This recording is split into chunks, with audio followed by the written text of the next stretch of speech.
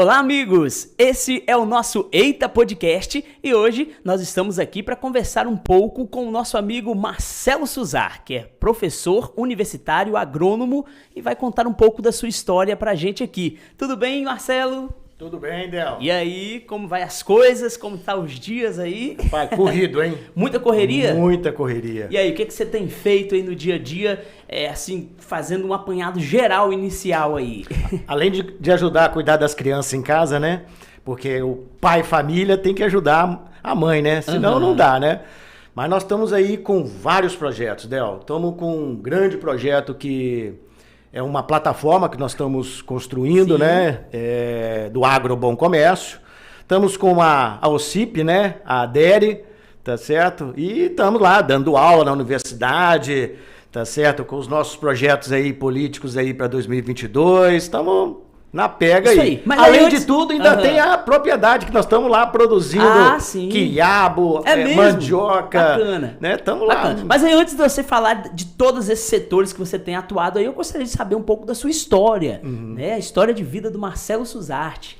É isso aí. Bom, minha história de vida começa assim, vamos dizer, em Viçosa, né? Depois da adolescência, né? Morei em Governador Valadares, né? Estudei num colégio de padres e fui fazer o vestibular. Colégio de padres? Colégio de Bituruna, padres espanhóis. Ah, sim, bacana. Lá em Governador Valadares. E fui fazer o vestibular em Viçosa, né? Para agronomia. Né? Passei, fiz a graduação, depois fiz o mestrado, fiz o doutorado e fui parar lá no Paraná. Fui trabalhar foi longe, hein? Fui trabalhar numa universidade privada, dando aula no curso de veterinária, falando de nutrição, né? Que é a minha área de doutorado, né? Produção de ruminantes. Ah, bacana. Exato. E fui lá, né? Fiquei 6 anos no Paraná. Nossa! E a cultura lá é um pouco diferente daqui? Foi uma experiência fantástica, Del. É mesmo? Muito boa mesmo. Lá eu tive um grande convívio com colegas da área, né? Fiz parte da Associação de Engenheiros Agrônomos lá no Paraná, né? No Arenito Kaiowá. Participamos de eventos técnicos, né? Fizemos vários eventos técnicos, onde eu participava da diretoria da associação, junto com os nossos colegas agrônomos lá da região.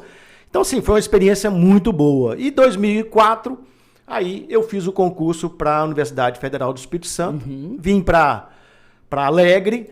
Sim, Alegre. Então você fez o concurso para Alegre, né? Exatamente. Fiz para Alegre, fiquei 2 anos em Alegre. Sim. E aí, durante esse período, surgiu o convite para construir o projeto pedagógico do curso de agronomia que ia ser instalado em São Mateus. Já naquele iniciozinho ainda. Exatamente. Então eu fiz parte da construção do projeto. Da implantação. Do projeto do curso, né? Sim. Antes da implantação do centro. Sim, da implantação do curso. Isso. E aí, né, participei, eu e o professor Edilson, dessa etapa. E aí, quando vim conhecer a região, eu falei, não. Você apaixonou. Aí não teve jeito. Diz que falei, quem come a muqueca de judeu e bebe água da bica não sai mais, né? Exatamente. Então, eu me apaixonei e aí fiz, né, fiz a solicitação para vir fazer parte aqui do corpo docente, né? Aí a vaga que viria para cá na minha área foi para Alegre. E sim, teve um intercâmbio aí, né? Existia uma quantidade de vagas aí para todas as áreas. Como a minha área também contemplava, né? E deu certo. Ah, interessante. Aí eu vim para cá, a vaga foi para lá, para Alegre, né? Porque precisava de uma outra pessoa ficar no lugar onde eu estava, né? E aí foi feito um novo concurso lá para Alegre. Entendo. E aí a gente começou aqui em 2006. Já estava lá naquele local que é hoje, o CEUNI? Não. Começou lá na FVC. Um período que... Isso, a Prefeitura Municipal de São Mateus, na época, que alugou o espaço, né? Aquele outro prédio anexo ali, né? Exatamente. A gente começou lá, depois a gente usou... a sede, que hoje está com o batalhão, era do CEUNES, né? Onde existia já a coordenação, né? Pra gente só esclarecer para quem está em casa, qual essa diferença entre CEUNES e UFES, Centro Universitário, qual a diferença que tem? Ou não tem diferença? Não, veja só, o CEUNES, né, é o centro da universidade, é um dos centros da Universidade Federal do Espírito Santo. Então, porque a universidade é dividida em unidades que são os centros. O CEUNES é um campus fora da sede, que, né, nesse caso, tem uma estrutura diferenciada em relação aos centros que estão lá em Vitória, que está pertinho da reitoria, né? Tem toda a estrutura lá. Então, aqui é um centro fora da sede. Maruípe, que é o centro de saúde, é um centro fora da sede. Ah, sim. E Alegre também é um centro fora da sede. Agora, Alegre tem 2 centros lá, eles dividiram em 2 lá.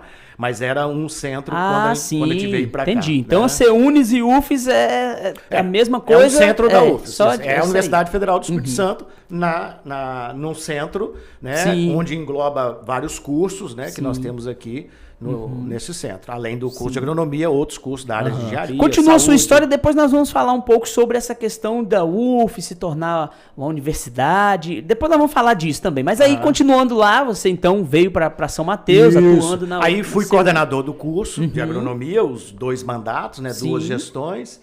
E, né, por felicidade nossa, após essa etapa da coordenação do curso, o nosso curso de agronomia aqui teve a maior nota do Brasil. É mesmo? O de São Mateus? De São Mateus. Nossa, que a maior nota do Brasil. Tá Mas certo? essa nota é medida como? Com a aprovação de alunos? Como tem a nota dos alunos, ingressantes e concluintes, a prova que eles fazem. E tem o corpo docente, a estrutura física. Então tem uma avaliação geral, né? O projeto pedagógico do curso, né? Toda essa estrutura, né, do curso é avaliada, além da prova dos alunos, né? Então a gente ficou em primeiro lugar no Brasil. E assim, e depois nas outras avaliações continuamos também bem pontuados, né? Não em primeiro lugar, mas ficamos bem pontuados aí. Depois fui diretor, né? A primeira eleição para diretor aqui no centro foi em 2010, né, quando eu assumi como diretor. Tá, diretor do centro, da CEUNES? Isso. Eu era o ordenador de despesa. Aí né? Começou já a ficar mais sério do que apenas estar no curso, né? Assim, coordenando o curso. Exatamente. Aí saí da coordenação e assumi a direção do centro. Quais foram os principais desafios ali na direção do centro? Olha, acredito que você teve algumas... Vários desafios, né?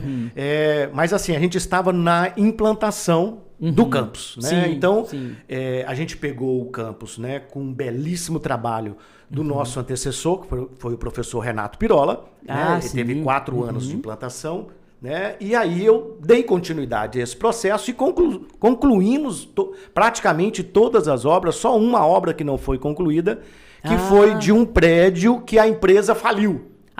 Eu lembro que teve uma certa polêmica também. Mas aí, né, hoje já está construído, né? Já captou o recurso, já está lá, já está tudo ok.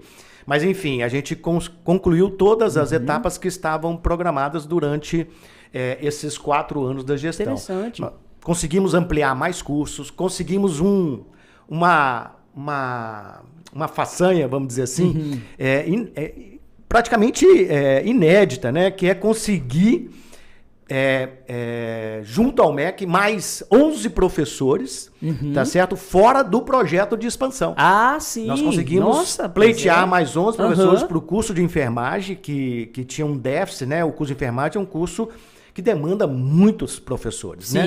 E a criação foi feita com poucos, né? Foi feito com a metade do que precisava. Talvez para dar um start ali. Não, erro de projeto mesmo. Erro de projeto mesmo. Então, no projeto já consistia que seria só aqueles, né? Exatamente. E aí teve que ter uma reformulação. E aí a gente fez o pleito, né? Fomos no MEC, né? Nossa, tivemos todo, né? Trabalho... Esse foi um grande desafio que a gente conseguiu aí implantar. A gente, né, trouxe o curso de Educação do Campo, as licenciaturas, então, né, teve toda uma evolução durante esse período aí. Foi uma experiência fantástica. A UFES ali, ela tem uma fazenda, né? Como é que é essa fazenda? Também foi, a fazenda, ela foi conquistada aí, né, em parceria com o governo do estado, né, que fez adquiriu, né, praticamente, adquiriu a fazenda da Suzano e Fíbria, né? Que hoje agora é só Suzano, né? Mas antes era Suzano e Fíbria. E ela é anexa, né? Anexa, eu já vi ali, é bacana. Poucas universidades têm uma fazenda experimental. Por que tem?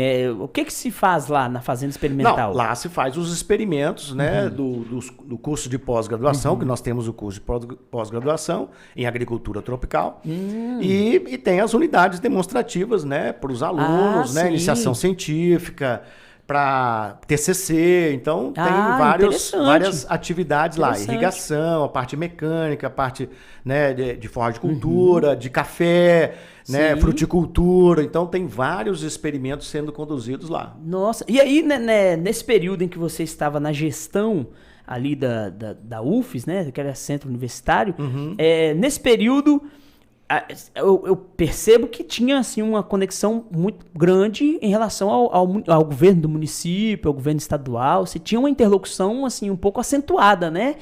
Como que se dava isso? Você fazia o contato, você tinha esse feedback com o prefeito, com o governador, com essas pessoas? Sim. Não, nós tivemos sempre tivemos uma ótima relação com o município, né? Desde da implantação, né, em 2006. Sim. Né? E continuamos sempre com uma boa relação. Às vezes tinha uma dificuldade com as questões de estágios, né? Com o Hospital Roberto Silvares, né? Mas a gente sempre contornava e conseguia resolver, né? E conseguiam resolver essa questão, porque era o foco do curso de enfermagem, né? Sim. Os estágios lá, né, no Hospital Roberto Silvares.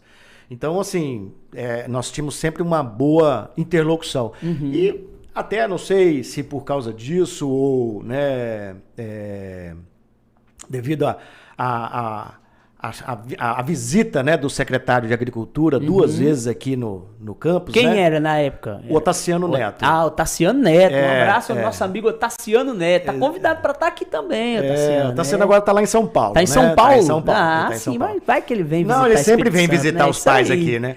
E aí ele me convidou para ser subsecretário de Estado da Agricultura. Sim. Eu já tinha acabado o meu mandato como diretor, né? Estava em sala de aula, estava no campo, inclusive, com os meus alunos, né? Numa atividade prática. E aí recebi a ligação, né? Eu falei, olha, se é para ajudar, para contribuir, né? Sim. Eu tô dentro, vamos lá. Mas o que motivou ele a fazer esse convite? O que você acredita ele ficou realmente impressionado com o campus, né? Sim, pelo resultado que dava, né? Pela forma pela como velocidade era conduzida. da implantação do campus, né? Tudo essa questão, o curso de agronomia bem avaliado. Ele veio em alguns eventos aqui nossos do curso de agronomia, né? Visitando. E me gostou, ele precisava de uma pessoa técnica, né? Apoiando, né? Dando uma base para ele, né? Que ele estava iniciando como secretário, né? No governo. Como secretário de Agricultura, né? Agricultura do Estado, né? No governo Paulo Artung, em 2015, né? 2015, eu acredito. Exato, isso 2015. Isso mesmo. E aí, ele já estava como secretário, né? E aí eu fui convidado, então né? Deu tudo certo. E aí eu fui cedido do MEC para o governo do estado e fiquei lá de 2015, 2016 e 2017 eu retornei. Então, e como foi essa experiência de você como subsecretário? Olha, foi uma experiência muito boa, muito proveitosa, né? Primeiro que a rede de contatos, né? Eu acredito que você tenha tido uma oportunidade de a gente estava restrito, né? A São Mateus, né? E aí no governo do estado a minha rede de contatos ampliou assustadoramente contato com todos os secretários de agricultura, prefeitos, né, nos municípios. Então, a gente teve associações. Os próprios produtores, né, de outros municípios. Exato. Né? Então, a gente teve assim, um acesso muito grande. E durante esse período, eu coordenei o PDAG 3, que foi o Plano Estratégico da Agricultura Capixaba. Lembro. Foi então, até bastante difundido. Foi muito. Então, inclusive, um dos resultados mais importantes do PDAG é que o Espírito Santo, comparado com Santa Catarina, por exemplo, que tem mais ou menos o mesmo tamanho, mesmas dimensões, mesmas características, né? Bem distribuídas as propriedades, o que nos falta é a agroindústria. Agregar valor aos nossos produtos. É isso aí. Então, esse é o grande desafio, né, para poder para que os pequenos agricultores, e principalmente a agricultura familiar, consiga ter sustentabilidade. Sim, porque hoje o mercado é muito competitivo, né? Tanto na produção quanto no escoamento, né? Então, agregar valor ao produto é a chave, né, para persistência, para permanência do produtor, para sucessão familiar, é agregar valor aos produtos, né? Então, foi um dos pontos chaves aí da PDAG 3, né? PDAG 3. Foi importantíssimo, é verdade. E depois fui presidente do Incaper. Sim, e no Incaper, um centro de pesquisa, né? Pesquisa e extensão. Lá você também teve alguns desafios, né? Muitos. Como que foi essa sua passagem pelo Incapé? Primeiro que eu peguei o Incapé já num momento turbulento, né? Os servidores com atrito com o governo e tal. Até algumas manifestações. Várias demandas, né? E assim, a gente conseguiu atender praticamente todas as demandas, porque lá na ponta, ou seja, nas fazendas experimentais, a gente precisava dar condição, né, de estrutura física para os técnicos, né, pesquisadores e os servidores que estavam atuando lá na ponta. Sim. E assim o fizemos, conseguimos reestruturar, adquirimos novos carros, né? Até eu tinha recurso em caixa, né, para adquirir mais carros ainda além daqueles, né? Mas por um problema técnico lá, né, superior, a gente não conseguiu durante a nossa gestão. Né? Fizemos leilão de carros velhos. Leilão é importante. Carros abandonados, carros sucatas, né? Então conseguimos dar uma reestruturação, fizemos um novo organograma. Então, quer dizer, mexemos com a estrutura, né? Conseguiu avançar ali naquele período. Exatamente, avançamos. Criamos um programa pecuária sustentável, né? Há muito tempo a pecuária estava... Como que era esse programa? Esse programa, ele visa criar unidades demonstrativas, né? Nas diversas regiões do estado, que a pecuária estava um pouco abandonada, né? Assim, dentro do Incapé, a atuação, né? E aí nós conseguimos identificar vários técnicos, pesquisadores e técnicos com feeling, né? Com a prática, com a atuação na pecuária. E aí... Com a expertise, né? E com desejo de atuar. E aí, né, com isso, a gente conseguiu implantar o programa. Inclusive, né, lançamos o programa no evento lá em Vila Velha do Congresso de Pecuária, né? De corte. E foi um evento fantástico, muito, muito bom mesmo. E a turma tá aí, de vento em popa, né? Trabalhando agora, essa questão além da atuação do café, passamos pela crise hídrica. Teve isso, né? Que eu ia falar agora. Tivemos uma forte atuação na questão das barragens, né? Isso. Que era um papel aí, um programa do secretário, né? Da SEAG, né? Sim. E o Incapé ajudava também nessa pauta. Né? Isso que eu ia te perguntar. Houve um período no Espírito Santo, e nós vamos chegar a São Mateus, em que houve a crise hídrica, né? Que afetou muitos municípios, e o Estado se mobilizou de todas as formas possíveis para tentar minimizar os efeitos. E qual foi a participação aí do Incapé, da Subsecretaria de Agricultura, nesse período, nessa conjuntura, né? O Incapé foi peça-chave, né? Nesse processo, com os técnicos, né? Voltado à questão climatológica, né? Fazendo o levantamento aí do déficit hídrico, o levantamento, né, de perdas de lavoura, todos esses, né, para poder dar fundamentação para as políticas públicas, né, do governo do estado, para mitigar aí esse prejuízo do agricultor. E, né, paralelo a isso, foi o programa de barragens, né? Avançou muito essa questão de barragens no estado durante esse momento, porque existiam várias restrições legais, né? Então, devido a esse estresse tão grande, né, hídrico, esse déficit tão grande de água, foram modificada a legislação para facilitar aí a construção de barragens, né, e conseguir socorrer aí o produtor. Hoje, né, o estado já tem, né, um programa de barragens, né, já tem uma quantidade de barragens, né, que dá uma sustentabilidade melhor para passar por outros momentos de crise. E o programa continua, eu acredito, né? Nós não estamos lá, mas eu acredito que o programa continua aí com esse projeto de construção de mais barragens, que é a grande segurança. Mas além das barragens, né, um ponto que eu confesso que não consegui mobilizar para tal, né, mas o ponto mais importante relacionado a essa questão do déficit hídrico, que o cultivo no solo. Porque é verdade, né? A forma de cultivo. Forma de cultivo, exatamente, isso aí. A forma de cultivo.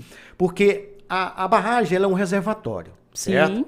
Mas o grande reservatório é o solo.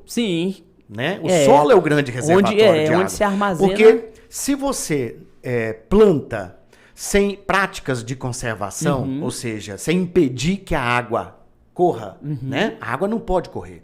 Choveu, o produtor rural sai de fora de casa, vai lá para a propriedade, a água está correndo, ele está errado.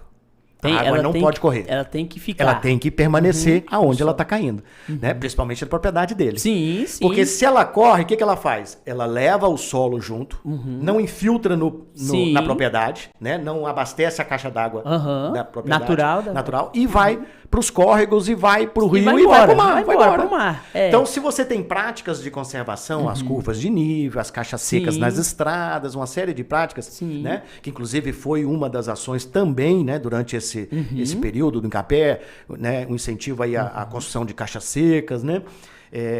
Mas ainda é pouco, né? Ainda precisamos conscientizar o produtor na prática em nível. Ainda tem produtor que planta morro abaixo. É porque talvez tem facilidade para plantar. Facilidade, né? E às vezes até instrução, pouca instrução, e aí não consegue ter acesso à informação, não adianta, né? Tem que plantar em nível, né? Essa foi uma grande experiência que eu tive lá no Paraná. Incrível. Você não vê nada lá que não é plantado Todos em nível. Já têm essa consciência. Tudo plantado em nível, com as curvas de nível, plantado em nível. Mas isso será que foi um esforço governamental ou partiu primordialmente do produtor mesmo? Parte de um processo conjunto, né? De política pública, de assistência técnica, tá certo? E o próprio interesse do produtor, né? De perceber que, olha, eu preciso permanecer com a água no solo. Então, como é que é? É a prática de conservação.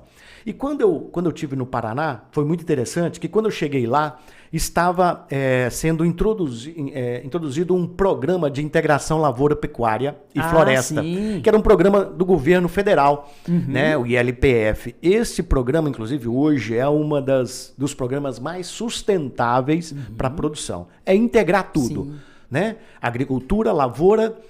né? A agricultura lavoura é a mesma coisa, né? A lavoura, a pecuária e a floresta.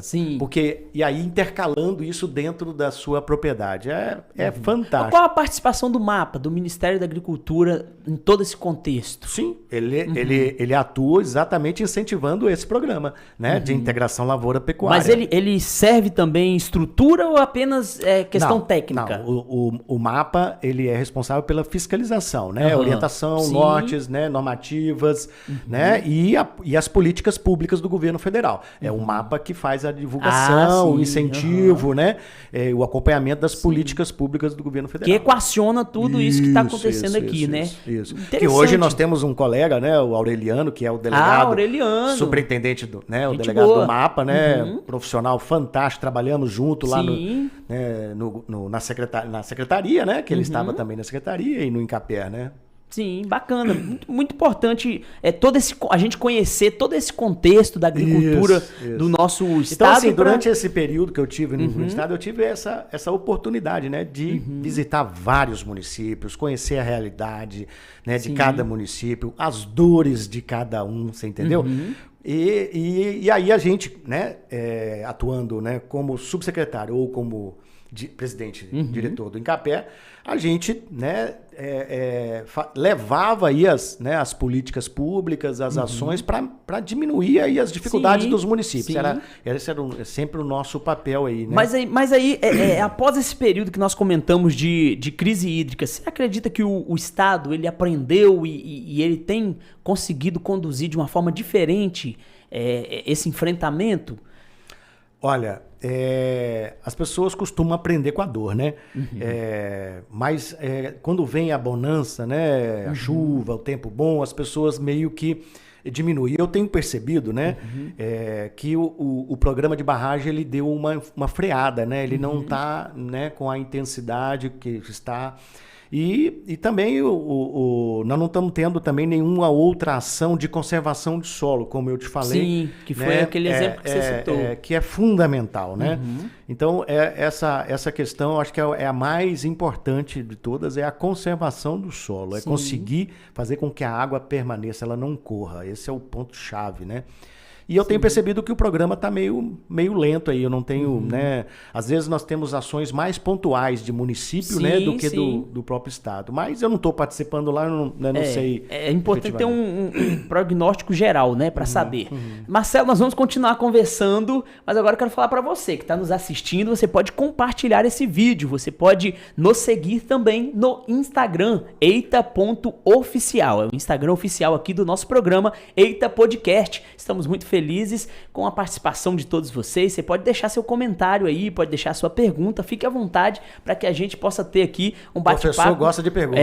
Muito interessante aqui no nosso Eita Podcast. E você que tem interesse aí em se tornar parceiro do nosso programa, é só você nos chamar aí no nosso Instagram, eita.oficial. É só chamar lá que a gente pode conversar sobre uma possível parceria aqui com o Eita Podcast. E agora eu quero falar para você que é comerciante, que é empresário, que quer servir uma comida de qualidade para toda a sua equipe. Cozy VIP. Cozy VIP é a melhor opção, hein? Você pode servir aí uma comida boa para todos os seus colaboradores e para você também, né? Aproveitar aí e se alimentar na sua empresa. Cozy VIP. Deixa eu mandar um abraço aí para os meus amigos Marcos e Rodrigo da Cozy VIP. Rodrigo, você sabe quem é Rodrigo, né? Gente boa.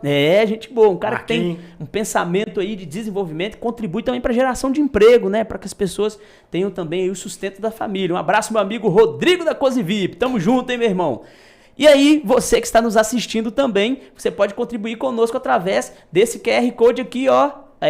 Rapaz, o PicPay, QR Code aqui do PicPay, você pode apontar a câmera do seu celular e você vai poder contribuir conosco aqui no Eita Podcast. E tem também uma outra forma de você poder contribuir com a gente, que é o Superchat. Manda aí um Superchat pra gente com uma pergunta e a gente também vai poder aqui fazer a menção aí do seu nome. Eu também, se você quiser fazer uma propaganda também aí do seu negócio, fica à vontade. Manda um superchat pra gente aí que o Eduardo daqui a pouco vai passar aqui pra gente, vai trazer esse comentário. Marcelo, nós falamos aí de todo o contexto profissional que você atuou, falamos aí contexto universitário, onde você foi diretor, onde você foi professor, mas também há um outro lado da sua vida, que é o contexto político, né? Em 2018, você colocou seu nome à disposição para ser candidato a deputado estadual. Exatamente. Né? Enfrentou um desafio muito difícil também, eu acredito. E naquele período, você não teve sucesso. Né? O que faltou na sua concepção? Olha, na minha concepção, né, foi a primeira experiência, né? Eu acho que a questão política ela pode explodir, né, de uma hora para outra, e ela pode ir galgando, né, etapas e graus, né, à medida que você vai adquirindo maturidade política. Né? Porque é diferente, né? Sim. Uma coisa é você ter um projeto, né? A gente tinha estávamos com um projeto assim muito bom, né? As pessoas que nos indagavam, né? Que a gente apresentava o projeto. Projeto que você diz uma plataforma de propostas. A proposta de mandato, né? A proposta de mandato, onde nós iríamos atuar, as ações que nós íamos fazer. Então as pessoas ficavam, aquelas que realmente se interessavam em ler, em perceber o que é, em discutir, nossa, ficavam maravilhadas, né? Mas faltou muita perna, né? Perna que você diz o quê? Estrutura financeira? Todas as pernas, perna de pessoas para andar junto.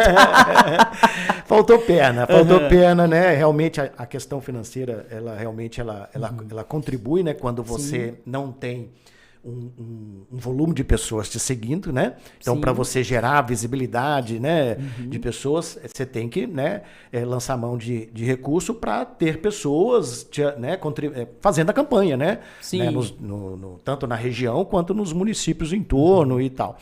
Né? A gente fez um grande trabalho no governo do estado, conhecemos vários municípios, eu tive voto em vários municípios, né? Mas a gente realmente não teve assim, perna para poder andar.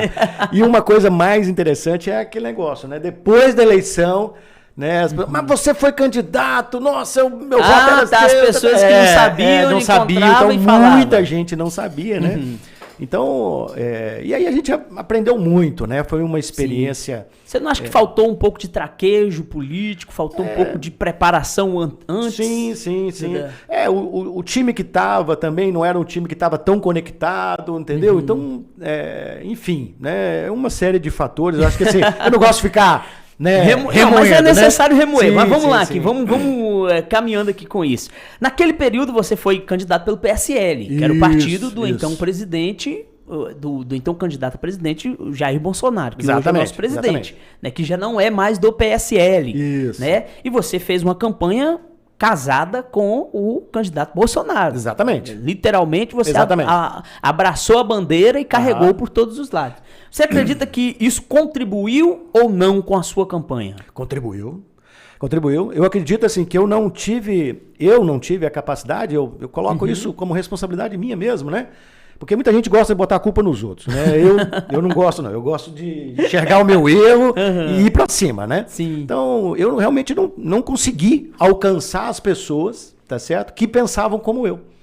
Porque né, o presidente teve um volume de votos né, no estado do Espírito Santo considerável. Né? No município ele teve, se eu não me engano, 50 e poucos por cento, né, dos votos? Não, foi mais. Porcentagem, eu digo que foi 50 mil votos, se eu não me engano. 50 mil votos? Ah, não. sim. Mas depois o Eduardo procura pra gente aí e a gente fala aqui. Mas enfim, mas ele teve assim, uma votação muito grande e eu não consegui né, alcançar essas pessoas que pensavam da mesma forma. Né? Porque o que aconteceu? Né? Antes de 2018, né, o povo, né, e muitos candidatos, né, não entendiam o que é ideologia, né, o que é... Sim, as pessoas falavam de política mais como uma questão... Como chance de ganhar a eleição. Não, né? como uma questão prática, né? Política como um ganha-ganha e tal. Isso, não tinha essa questão ideológica. Exatamente. Então, aí a partir de 2018, né, eu consegui identificar que, opa, o que esse candidato está falando é o que eu concordo. Você entendeu? Sim. É o que eu concordo. Né? Então, eu sou contra a ideologia né, de gênero nas escolas. Cada um tem a sua opção sexual e faz o que quiser com ela. Sim. Mas não venha querer influenciar os nossos filhos, né? As nossas crianças. Então, você está indo para onde eu quero chegar. Eu sou contra isso. Então, eu sou contra, tá certo? Sim. Sou a favor da vida. Né? Sim. Então, sou contra o aborto. Sim, olha lá então, o resultado. Foram, olha lá, 52%. 52%. É 29 mil. 29 mil. 52% exatamente. Bolsonaro, 47% de Haddad. Isso em São Mateus. Mas no Espírito Santo... São Mateus, porque São Mateus. Espírito Santo ele teve, se eu não me engano, quase 70 e tantos, sim, né? Sim. A região metropolitana, por exemplo, ele teve muito mais sucesso, né? Teve várias regiões com 80%. Sim. Mas enfim. Sim. Aí, então, esses votos eu tinha que estar... colado neles, né? Neles e os da região, né? Sim. E eu não conseguia alcançar as pessoas. Literalmente é isso aí. Mas né? qual seria o motivo de você não alcançar pessoas? Por quê? Vamos lá. Houveram muitas carreatas. Sim. Teve uma participação muito forte das redes sociais. Sim. Né? Então, as carreatas você estava presente. Nas redes sociais também você estava presente. Será que não foi a questão da mensagem? Digo por quê. Será que a mensagem do ideológico, da questão da ideologia, dessas questões, não está um tanto que distante da população de São Mateus? Será que as pessoas elas estão propícias a discutir sobre isso no município de São Mateus? Haja vista até as manifestações que aconteceram após a eleição de Bolsonaro e tal, que a gente viu a participação pequena e depois gradualmente crescendo no município. Talvez a última, né, que foi do 7 de setembro, talvez tenha sido a maior de todas até então. Talvez não é a mensagem que esteja ainda distante da população mateense. É como eu te falei, né? Em 2018 a sociedade começou a acordar, a entender, né, essas diferenças, né, de posição. Sim. Né? Um exemplo simples, né? Um exemplo simples que eu vou te dar, Adel. É inadmissível um cristão defender um candidato ideológico de esquerda. Por quê? Porque o candidato de esquerda, ele defende, né, a destruição da família. Porque essa frase ela é muito forte. Mas é isso que eles defendem. Forte. Todos os projetos de lei dos partidos de esquerda, todas as votações são para desconstrução da família. Em qual sentido seria? De retirar a figura do pai. Agora já estão tirando até o nome do pai e da mãe do formulário de escola, né? Então, esse é o movimento, desconstruir a família, né, contra, a favor do aborto, ou seja, né, enquanto... Você é a favor do aborto? Não, eu sou absolutamente contra, eu sou a favor da vida, né? Então, o conservador, o cristão, ele é a favor da vida. Então, é inadmissível que, né, um cristão, né, vote num candidato de esquerda ou apoie um candidato de esquerda. Então, é falta de informação, falta de conhecimento, né? Falta de informação onde? Porque hoje, como eu disse, né, as redes sociais... Ou às vezes não querem enxergar assim, né? Enfim. Mas o que motiva... É aí que eu quero chegar. O que motivaria o cristão, como você disse, o cidadão, ou seja lá quem for, a abraçar essa mensagem? O que motivaria ele a abraçar essa mensagem e se conectar com a sua mensagem? Ele está realmente conectado com o Criador. Porque você tem muito cristão, tá certo? Que se diz que é cristão, mas ele não está conectado com o Criador. Né? Aquele, né, que nos criou, a imagem e semelhança dele. Né? Então, ele não atende os princípios, né, que regem, né, os nossos valores cristãos. Sim. Tá certo? Então é tudo uma questão de princípio. Ele não tem princípio. Está lá, né?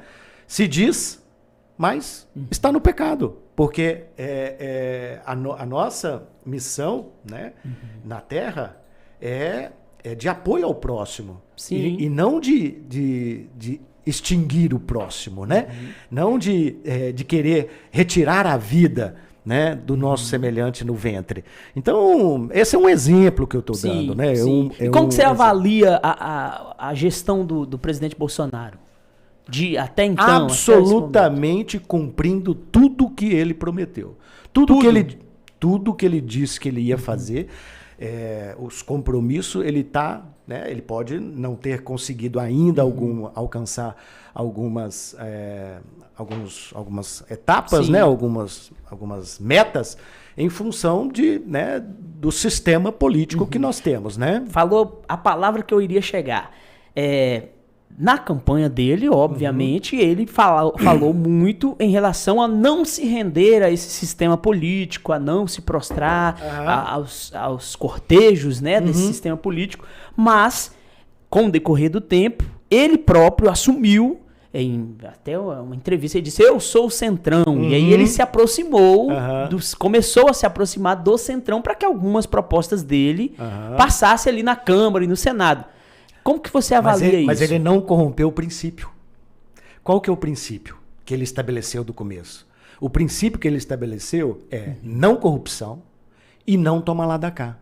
Tá certo? Então, não existe nenhum ministro, tá certo, que seja um conchave político, ou seja, um ministro que é de um partido, como indicado sempre por foi. Partido, como sempre aconteceu. Como sempre foi. Né? O Planalto era fatiado com os partidos para que o presidente conseguisse, né, governar e fazer tudo que queria. Então, ele assumiu esse compromisso e esse compromisso está aí, nós estamos vendo. Mas você acredita que esse compromisso ele tenha se abalado agora, mais recentemente, com a questão da PEC dos precatórios?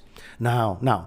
Veja só, é engraçado, né? Que, primeiro, os do contra dizem, mas o Bolsonaro não dialoga. Aí, beleza. Aí, quando o Bolsonaro dialoga, o Bolsonaro está dialogando com o Centrão. Ele tem que dialogar com todo mundo, tá certo? Com quem, né? Com quem ele tem condição de dialogar, ele tem que dialogar. E é isso que ele está fazendo, né? Sem abalar os princípios estabelecidos, tá certo? Então, essa é a diferença. Porque uma coisa é você, né, dialogar com o Centrão, né? Com o Centrão, né, que está, né, também com o mesmo pensamento, porque nós temos, né? Políticos fisiológicos, né, que são aqueles que estão ali só para levar vantagem. Tem os políticos ideológicos de esquerda, né, e de direita, né, os conservadores e os progressistas, né, socialistas e comunistas, etc. os istas aí, né? E tem essa turma aí que está, né, seguindo, né, um projeto diferente de país, né? Com valores, com respeito, tá certo? Com liberdade. Nós nunca tivemos um presidente que defendesse tanto a liberdade das pessoas, tanto. E ele era o acusado de que seria o ditador, que não sei o quê, né? Quem que está sendo ditador? Os governantes e os prefeitos que estão se usando, né, de um momento difícil que a sociedade passa, né, com a pandemia, para se valer, né, de tiranias, né, de poder, de mandar prender gente de bem, enfim, né, todo mundo sabe, acho que não gosto nem de relembrar isso aí. Em 2018, o presidente Bolsonaro disputou a eleição pelo PSL, partido ao qual você também pertencia, né? O PSL pertence ainda? Você está afiliado ainda ao PSL ou não? Não.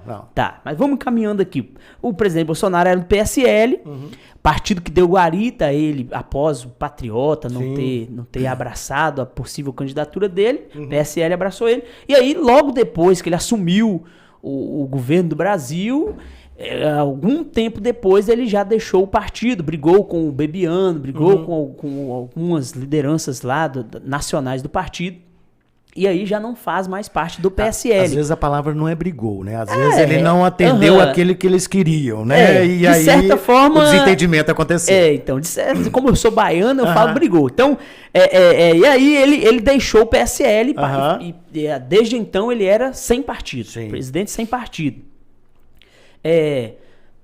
Por que então que você continuou nesse partido desde então e até recentemente? Por que você continuou no PSL vendo essa postura do presidente em cunho nacional? Por que você continuou aqui no município de São Mateus, PSL? Porque também não existia esse desalinhamento total, né?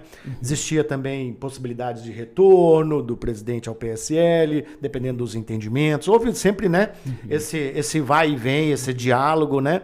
E nós passamos, né, por uma campanha de eleição para prefeito, né? Onde eu estava, né, apoiando, né, o nosso candidato aí, né, Laurim Barbosa, tá certo, né, no PSL, mas o PSL no Espírito Santo, ele se desvirtuou para o lado esquerdo, né? Então, aí a gente tem posições municipais, estaduais, de partido, né? Que às vezes atuam mais fisiologicamente do que ideologicamente, né? É por isso que vem essa reflexão por conta disso. Mas aí depois da eleição de prefeito... Já houve... mas é por isso que é necessário ter essa reflexão, né? Porque o exemplo veio de cima.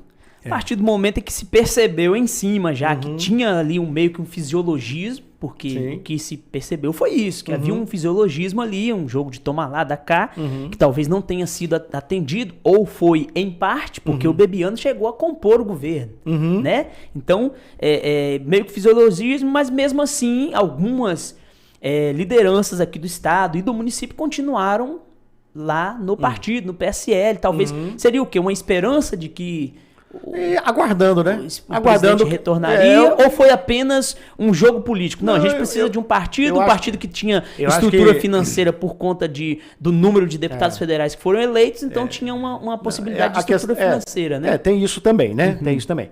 Mas a questão os movimentos, né, de partidos, eles são muito delicados, né? Então, por exemplo, agora, né? Já avançando para 2022, né? Bolsonaro se filiou ao PL, mas tem até abril para ocorrer mudança. Sim. Então, mas até então está no PL. Tá certo? Então, assim, e aí você poderia me perguntar, né? Em que partido que você vai? Eu não sei. Não, na verdade, essa pergunta eu iria fazer. Eu já respondo. Mas nós ainda temos um caminho a percorrer ainda no meu raciocínio aqui. Mas enfim, então assim, as pessoas permaneceram, eu acredito, né? Fruto toda essa incerteza política, né? E, já está no partido que fez um volume razoável de deputados, né? Então tem toda uma estrutura. Por exemplo, né? A deputada Soraya Manato, né, que vem fazendo um trabalho brilhante no Estado, tá certo? Em apoio, né, na base do presidente, Tá certo? Então, assim, ela permanece no PSL. Agora que ela vai mudar de partido. Vai buscar um outro caminho, né? Exatamente. Mas ela possivelmente deve ir para onde o presidente Bolsonaro for. Para acompanhar ali a onda de 2018. Mas, enfim. Então, assim, eu acredito que essa questão de permanência é fruto dessas certezas e das posições que já estavam estabelecidas, né? Então... alguns candidatos saíram, como por exemplo o Assunção. Ele saiu do já PSL, tomou uma atitude mais radical e... Não, ele saiu, não, acho que ele foi... Ele foi expulso? Acho que ele foi expulso, Entendeu? Então, assim, aí você teve alguns movimentos no Estado, né? Mas a nível federal, né, permaneceu mais ou menos aí, né, até então, agora que com certeza vai ter algumas definições melhores. Né? Sim, agora voltando para o município aqui, porque existem questionamentos que você sabe que a população faz, tem uma reflexão necessária de se fazer. O partido PSL disputou a eleição com o candidato Laurinho Barbosa, como candidato a prefeito em 2020, e o prefeito atual, né, o prefeito Daniel, ele se elegeu naquela ocasião, que agora está afastado. Atual, agora ele está afastado, mas ele continua sendo prefeito porque o outro é interino, né? Sim. Mas não houve ainda uma decisão de cassação de mandato. Sim. Mas vamos lá. O prefeito Daniel ganhou a eleição e logo então o presidente do PSL assumiu um cargo na Prefeitura Municipal de São Mateus. Então esse fisiologismo que foi observado lá em Brasília, ele não se refletiu aqui em São Mateus? Ou... Provavelmente sim. Provavelmente essa articulação já estava, né, antecipadamente acordada. Né? Provavelmente isso já estava articulado. Né? Essa é que é a impressão que deixa. Né? Isso motivou sua saída ou não tem nenhuma conexão? Sim, com certeza. Está respondido a nossa pergunta. Agora você, como uma liderança aí do movimento de direita, né, da região, do município de São Mateus. Tem que perguntar ao povo se eu sou liderança. Não, acaba se tornando porque está sempre o povo que diz, né? Está sempre à frente dos movimentos, sempre participando e trazendo informações em relação a isso. Você tem aí algumas pautas que são colocadas a nível nacional e que você também traz, como por exemplo, agora a PEC, né, do sufrágio. O que é isso? Fala pra gente. Veja só, na verdade é o seguinte, não é a PEC, né? Na verdade, o que está acontecendo? Nós passamos, né, por um momento aí sobre essa discussão aí da PEC 135, que o Congresso, né, a Câmara, não aprovou. Sim, tá certo? Então, esse foi o ponto, o finalmente aí dessa questão. Né? Mas... o grupo B38, que é um grupo Brasil Conservador, um grupo que está em todos os estados, mais de 2.500 municípios, cidades, né, espalhados em país, uma estrutura, né, com hierarquia, né, inclusive a liderança principal é o Coronel Cury, que é da reserva das Forças Aéreas, né, ele atuou na campanha do presidente, né, com esse movimento, ajudando a campanha do presidente, e agora continuamos, né, com esse movimento do grupo B38, no qual eu estou fazendo parte também, né, e o objetivo principal do grupo é reeleger Bolsonaro. Esse é o objetivo principal. Sim. Tá certo? E dentro dessa ótica, né, a pauta hoje do grupo B38 é o projeto de lei de iniciativa popular, Estatuto do Sufrágio Universal. Ah, sim. Como que se daria? Primeiro é o seguinte, né, o projeto de lei de iniciativa popular. O que quer dizer um projeto de lei de iniciativa popular? Né, pela nossa Constituição, né, no artigo 1º, parágrafo único, todo o poder emana do povo. Né, que é exercido pelos seus representantes ou diretamente. Ou seja, se os nossos representantes votaram contra o que o povo queria, que é o voto impresso e a contagem pública, então o povo pode, tá certo, propor um projeto de lei, coletar assinaturas suficientes para submeter ao Congresso esse projeto de lei. A partir do momento que se coleta assinaturas e submete o projeto, ele vai tramitar normalmente sim. dentro da casa, nas comissões e tal, né? Independente... Se torna um projeto comum. E se torna um projeto, criado... só que, em vez de Sim. ser um projeto de um deputado, é um projeto Da população. de iniciativa popular, que tem uma diferença muito grande, né? Qual seria a diferença? O número de assinaturas que a gente pode alcançar. Então, esse volume de assinaturas vai gerar um impacto, tá certo? Junto aos deputados, que é diferente.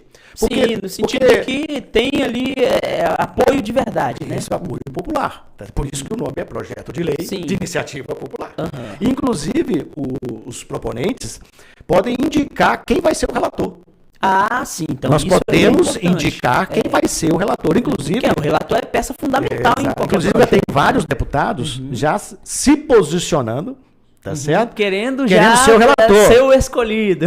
Porque vai gerar visibilidade. Sim, obviamente. Vai gerar visibilidade, Né? né? Então, esse é o primeiro ponto, né? Da questão aí da iniciativa popular.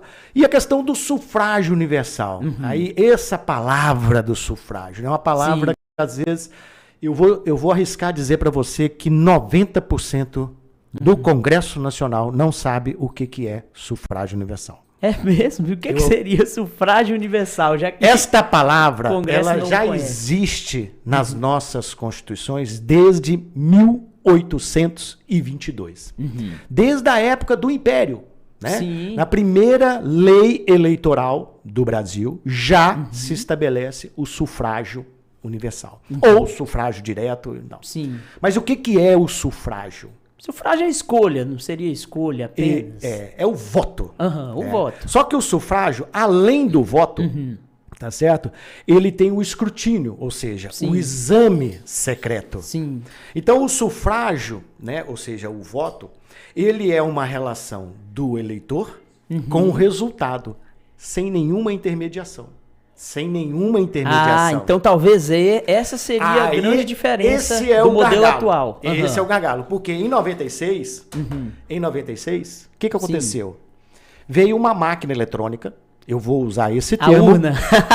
Eu vou usar esse termo, tá certo? Para que nós não venhamos a sofrer nenhum problema aí de cortes de vídeo, etc. Mas enfim, de retaliações, né? Sim. Mas na verdade é uma máquina Cuidado, eletrônica. que o Supremo daqui a pouco nós vamos falar dele, mas Mas na verdade é uma máquina eletrônica, tá certo? Sim. Porque a urna, ela é um depositário de voto, tá certo? Então precisa da matéria, o voto. sim, material. efetivamente. Isso aí. Então ela não é, tá certo? Então é uma máquina eletrônica, tá certo? Sim. Então essa máquina eletrônica, com o advento dela em 96, nos foi retirado, tá? A contagem pública dos votos. Em 96. Que antes era feita tirando a cédula Sim, e tal, contando os uma votos. por uma. Contando os Ok, votos. Isso ok. é o que acontecia, né? Desde então. Até então. Sim. Desde 1800 e bolinha. Mas tinha um processo lento, demorava-se até, às vezes, sim, até uma semana para sim. sair resultados, Mas, né? veja só, o que é mais importante? A nossa democracia, o nosso direito como cidadão, a nossa cidadania, porque a cidadania é a expressão do nosso direito e do nosso dever, né? Então, esse direito, ele já é adquirido. E um direito adquirido, ele não pode ser revogado. E ele foi revogado em 96. E está escrito na nossa Constituição, no artigo 14... Mas isso não partiu apenas de uma modernização do sistema? Veja só. Revogado que se veja só. impedisse de votar, né? O sistema, ele pode modernizar da forma que ele quiser. Ele não pode infringir, né, a Constituição. Esse é o problema. Modernizar, pode modernizar da forma que quiser. Tá certo? Inclusive, a Corte Constitucional Alemã não aceitou essa máquina eletrônica para o processo eleitoral, né, da Alemanha. Sim, alguns países não aceitam. A maioria. Sim. São pouquíssimos. Eu acho que o Brasil, se eu não me engano, é até o único. Não, né? tem outros países. Mais um ou dois. Mais um ou dois no máximo. Sim. Mas, enfim, sem a prova material do voto, inclusive, né, essa questão, ela não ficou parada de 96 para cá. Sim. Houve 3 momentos, tá certo? 3 momentos de iniciativa. Uma lei que foi promulgada, tá? E aí houve a DIN 4543, que Sim. cortou o voto impresso Sim. da lei.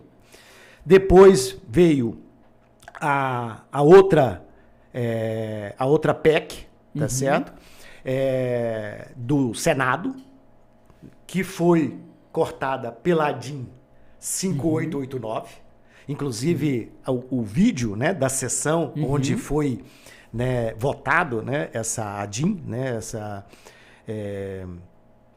ela contou com alguns depoimentos para que não fosse, né, retirado o artigo 2º da lei, né? Sim. Que a lei foi aprovada no Congresso e aí foi, né, submetida aí a uma ADIM de inconstitucionalidade, né? Sim, ação direta de inconstitucionalidade. Ação direta de inconstitucionalidade, que foi a 5889. Sim. E lá nós tivemos algumas defesas para que isso não acontecesse, né? Para que permanecesse, né, o voto impresso e a contagem pública que estava previsto na lei, para acontecer em 2018. E já para a eleição de 2018. Essa lei foi 2015. A lei foi aprovada em 2015. E por que não foi colocada em prática? Porque ficaram empurrando com a barriga para poder, né? Porque desde 96 tem, né, uma entidade, tá, que não quer a materialização do voto, a prova do voto, tá certo? Então essa entidade não quer. Mas isso não encarece as eleições? Não existe, né, preço para nossa democracia, Del. Não existe preço, tá certo? E o valor disso é irrisório, tá certo? Perto da importância, né, do nosso direito. Sim. Agora, só abrindo um parêntese e aí você continua. Essa ação de iniciativa popular, esse projeto de iniciativa, ele não parte do princípio da desconfiança da urna, do resultado da urna? Veja só, com relação ao resultado da urna, nessa sessão, nessa DIN, o sindicato dos peritos criminais, né, da Polícia Federal, porque as auditorias são feitas nos programas, né, da máquina eletrônica pelo TSE e pela Polícia Federal. Na verdade, tá existe meio que uma comissão que acompanha ali, né? Que são feitas periodicamente. Ministério Público.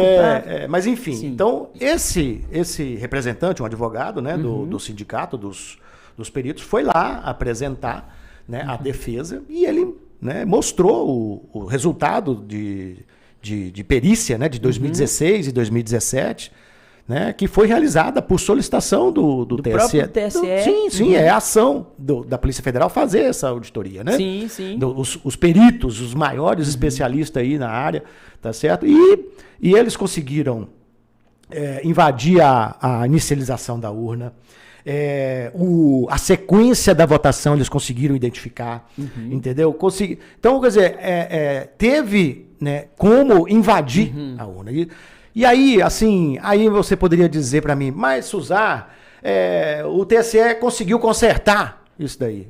Não importa o que faça. Na verdade, não é isso que eu poderia te dizer. É o que eu vou te dizer agora aqui. Tá, a minha grande dúvida em relação a tudo isso que você tem me falado. Vamos lá, acompanhe meu raciocínio. Se existe a possibilidade de que a urna, algum dia, em algum ano, em algum período, tenha sido fraudada, né? Tenha sido fraudada para que algum candidato chegasse, sei lá, à presidência, governo, alguma posição. Se houve essa possibilidade, por que então, quando esse candidato, essa pessoa, esse grupo político, esse partido que tenha deixado, porque mudou substancialmente o país inteiro. Então mudou de presidente, diversos estados mudaram de governadores, diversos municípios mudaram de prefeito. Por que então que o grupo que ficou de fora falou, eu sei porque que ele ganhou porque a gente faz isso na urna, dessa vez eu não consegui fazer, quem fez foi ele. Por que então? Eu vou te responder. Me explica. Vou te responder. Eu quero que você responda. Com a fala do juiz.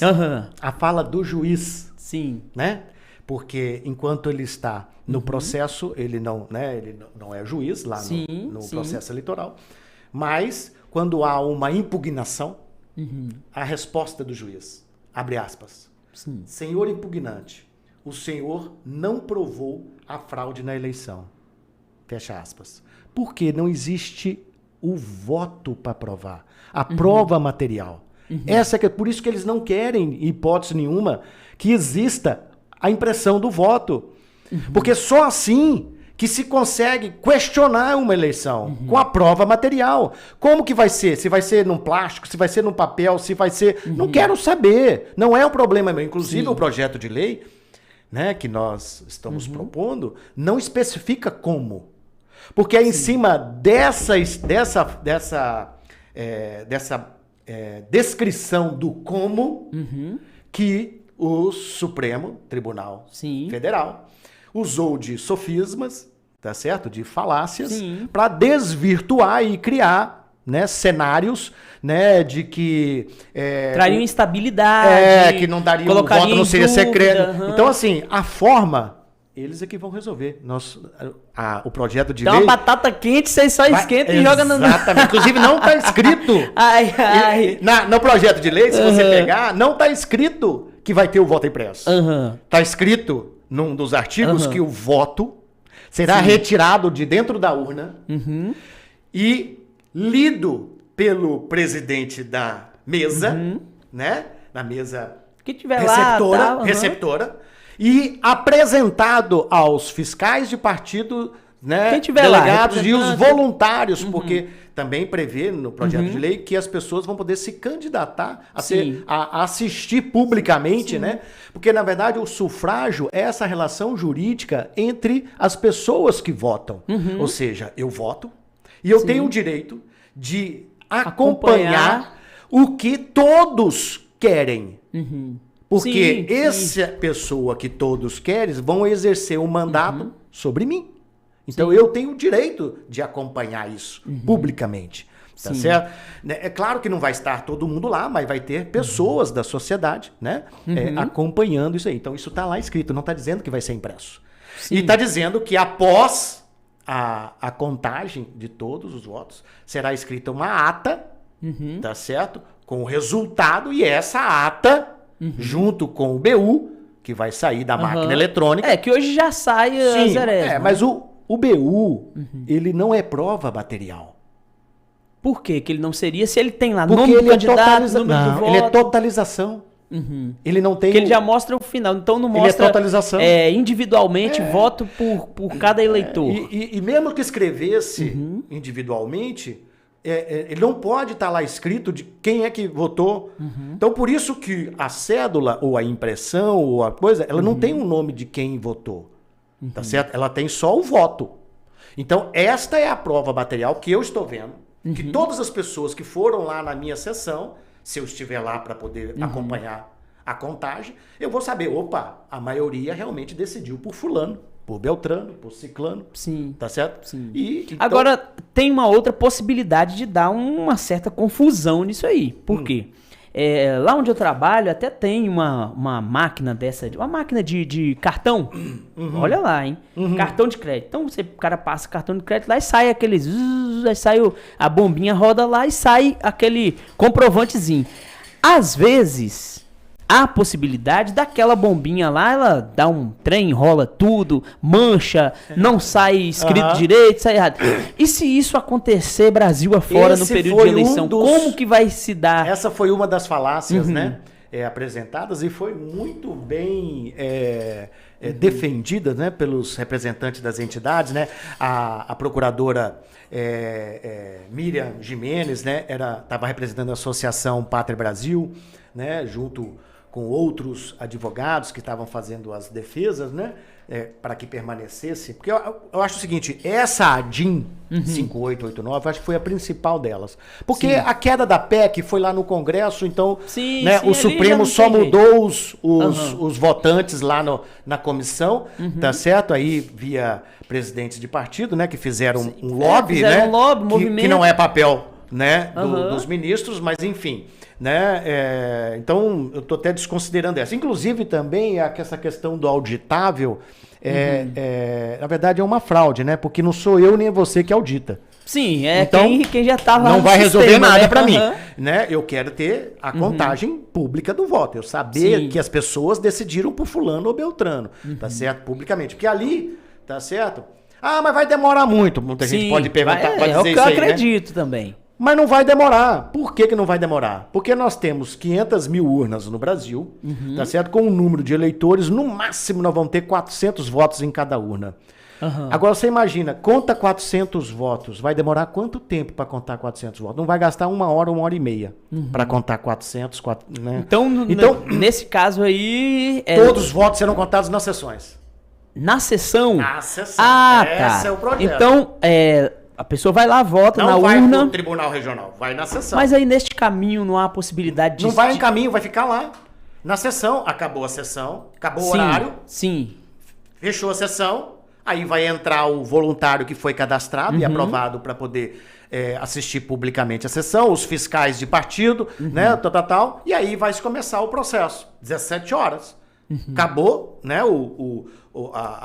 a votação, e aí vai começar a contar. Então lá ele conta e como que vai se dar, como que se dá a comunicação de por exemplo, da mesma forma que acontece Bairro hoje. Vila Nova, urna, sessão número 300. Dá. O cara contou lá, deu 500 votos aqui para João. Como é que ele vai surgir essa comunicação? Da mesma forma que é feito hoje. Não tem um boletim? O boletim não é transmitido? Sim. Então, se o boletim não bater com a ata corrige o boletim e transmite. Acabou. Não tem diferença nenhuma. Vai continuar do mesmo jeito. Só que nós vamos ter o quê?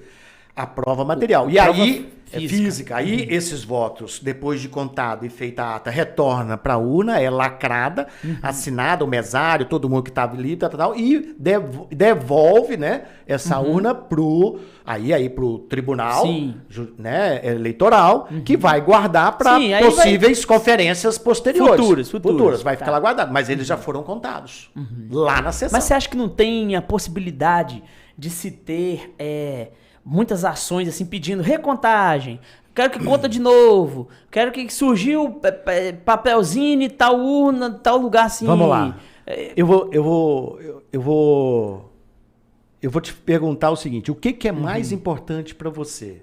Você ter a certeza da democracia, ou seja, do seu direito como cidadão, né, de assistir à contagem pública, ou quantos processos vier de coisa? Então, o que não dá mais é para a gente, né, ficar com um processo, né, que é inconstitucional, pois o sufrágio, né, e o escrutínio secreto, né, público, desculpe, não está acontecendo. O escrutínio ele está sendo secreto. Sim. Né? Na verdade, nós não estamos vivendo uma democracia, estamos vivendo numa oligarquia. Ah, oligarquia. Porque são poucos que estão conferindo o nosso direito. Sim, sim. E não são todos, né? Ou seja, né, a maioria, ou seja, de forma pública, né? Então é isso que está acontecendo. Então não dá, porque você vota, né? Você vai lá na máquina e digita um número, tá certo? E aquele número ele é codificado, tá certo? Lá dentro e acabou. Ele já está computado, inclusive. Sim. Ele já está somando, ou seja, a soma dos votos de uma sessão, elas não estão acontecendo após o processo de votação. Ele já aconteceu. Durante. Sim. Então, se teve algum hacker, como foi identificado, se teve colocou lá e tal. Enfim, N coisas podem acontecer, tá certo? Eu quero ter a prova. Vamos citar um exemplo. Você mora num prédio. Sim. E aí tem a eleição de síndico. Aí o síndico faz a eleição, todo mundo pega o papelzinho, vota.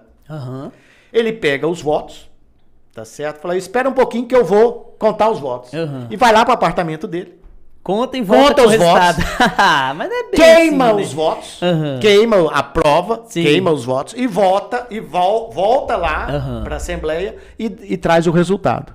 Nem diretor de escola, em nenhum lugar, eleição para diretor, para universidade. Mas de certa forma... Tudo tem a prova material, ninguém acredita. Forma, o TSE ele atua como um terceiro não interessado, né, no resultado. Então, de certa forma, o TSE ele deve atuar assim, não sou nem B, nem A. Pois é, mas nós vamos ter que ter fé no TSE. E aí, Eduardo? TSE, nós vamos ter que ter fé no TSE. Vamos ver então, é porque se você tem que ter fé. Se você não vê, você tem fé. A fé é né? o firme E fundamento o Estado não é laico? Como é que eu eu vou ter fé no que eu não tô vendo? E aí, né? Eduardo, o que você me diz disso aí? Rapaz, eu não vou entrar nesse negócio não, tá? Esse é esperto, É complicado, viu? Eu vou fazer meu papel aqui, viu, ô Marcelo? Que eu fico Você vai pela fé ou pelo susto? Mas assim, em suma, né? Todo o processo, você conta o seu dinheiro do banco. Você não acredita no que o banco fala. Você conta o seu dinheiro, você confere qualquer eleição, você recebe um canhoto do que você paga. Tudo tem comprovante. Por que nós temos que ficar, né, ainda, já tem 25 anos que nós estamos assim, né, acreditando, tá certo? Então aí às vezes, mas o povo nunca reclamou.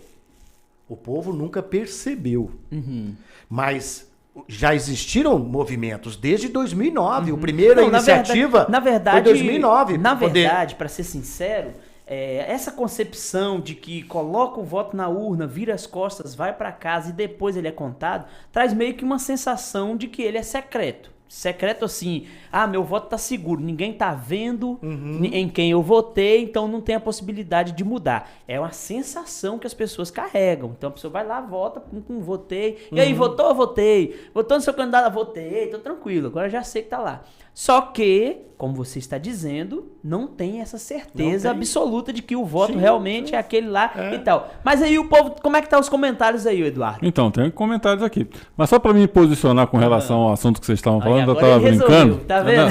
Isso é esperto. Isso é esperto, rapaz. É lógico, né? Assim, a gente que conhece informática e um pouco de processamento de dados, a gente sabe que tudo pode acontecer. Ixi. Tudo. Inclusive lá dentro da urninha lá que não tem ligação nenhuma online, né? Tá ali separadinha, né?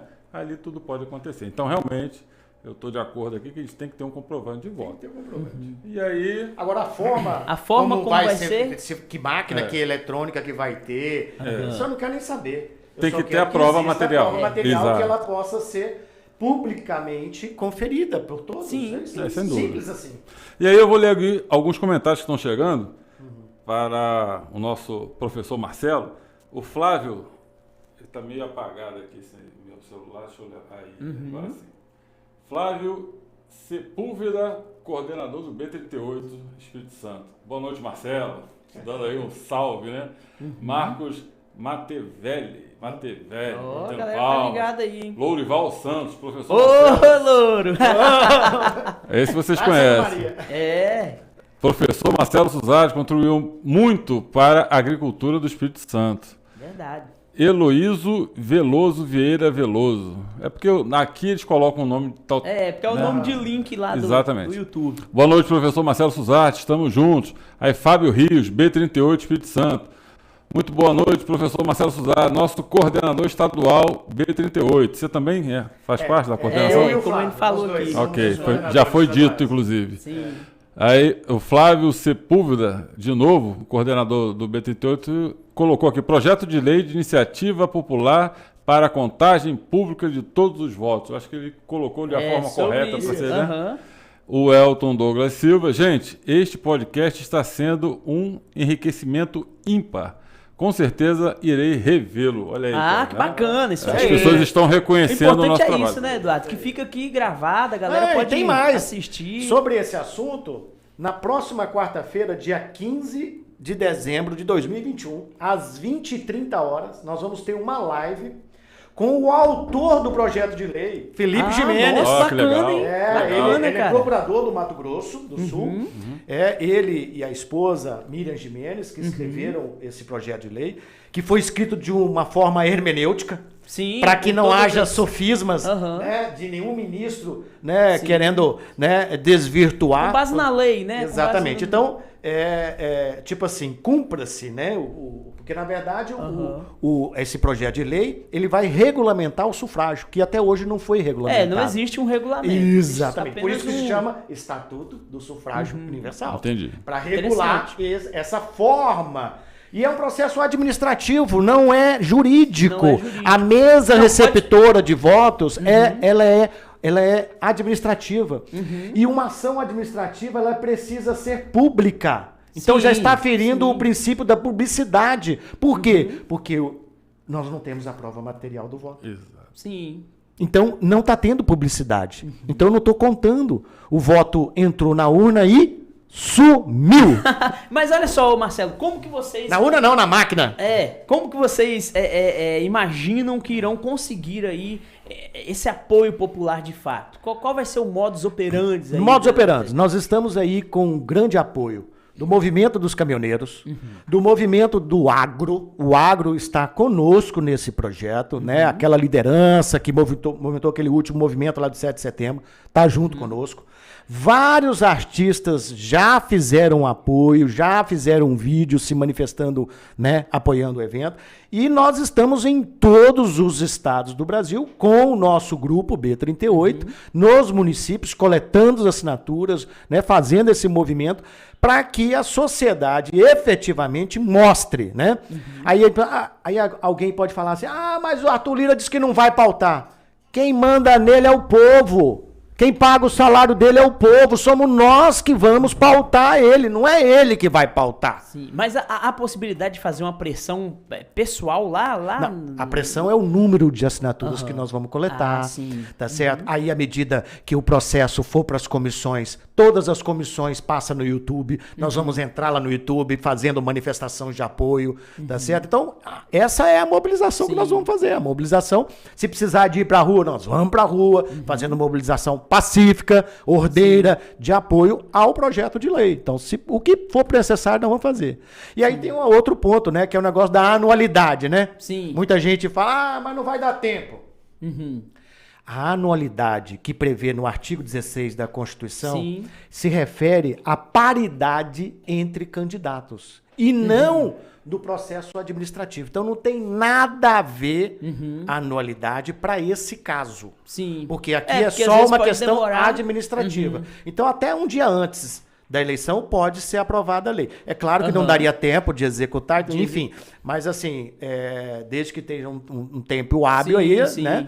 Tá? Ela mas aí, tem então, que ser para a eleição de prefeito, por exemplo, há a possibilidade, se for... Não, para 2022. Nós queremos para 2022. O projeto será entregue com as assinaturas, né, no início do ano, tá certo? Nós estaremos coletando no início do ano, e aí terá, né, a tramitação, e aí nós vamos fazer a pressão para que a tramitação seja o mais rápido possível, né? Aí, veja só, o povo não percebe, o povo não sabe o poder que tem. Sim. E tá aí certo? é uma questão, porque a Constituição né? prevê isso aí. E se o povo, de forma ordeira, tá certo? Estabelece o que quer, eu quero isso, tá certo? Vai ter todos os apoios de todas as instituições que preservam o direito e o desejo do povo. Sim. Então você sabe de que eu estou falando. Vamos romper essa barreira. Então, calma lá. lá.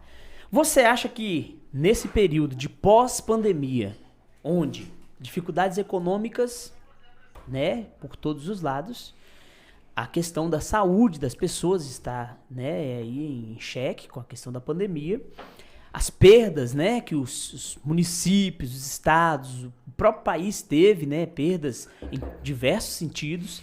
Você acha que em todo esse contexto, você acredita que a população ela estaria predisposta a enfrentar ou encampar uma luta voltada para a questão do sufrágio, haja vista que existem outras áreas que poderiam ter a atenção maior da população? Você acredita que a população está predisposta a isso? Eu acredito que sim. Por quê?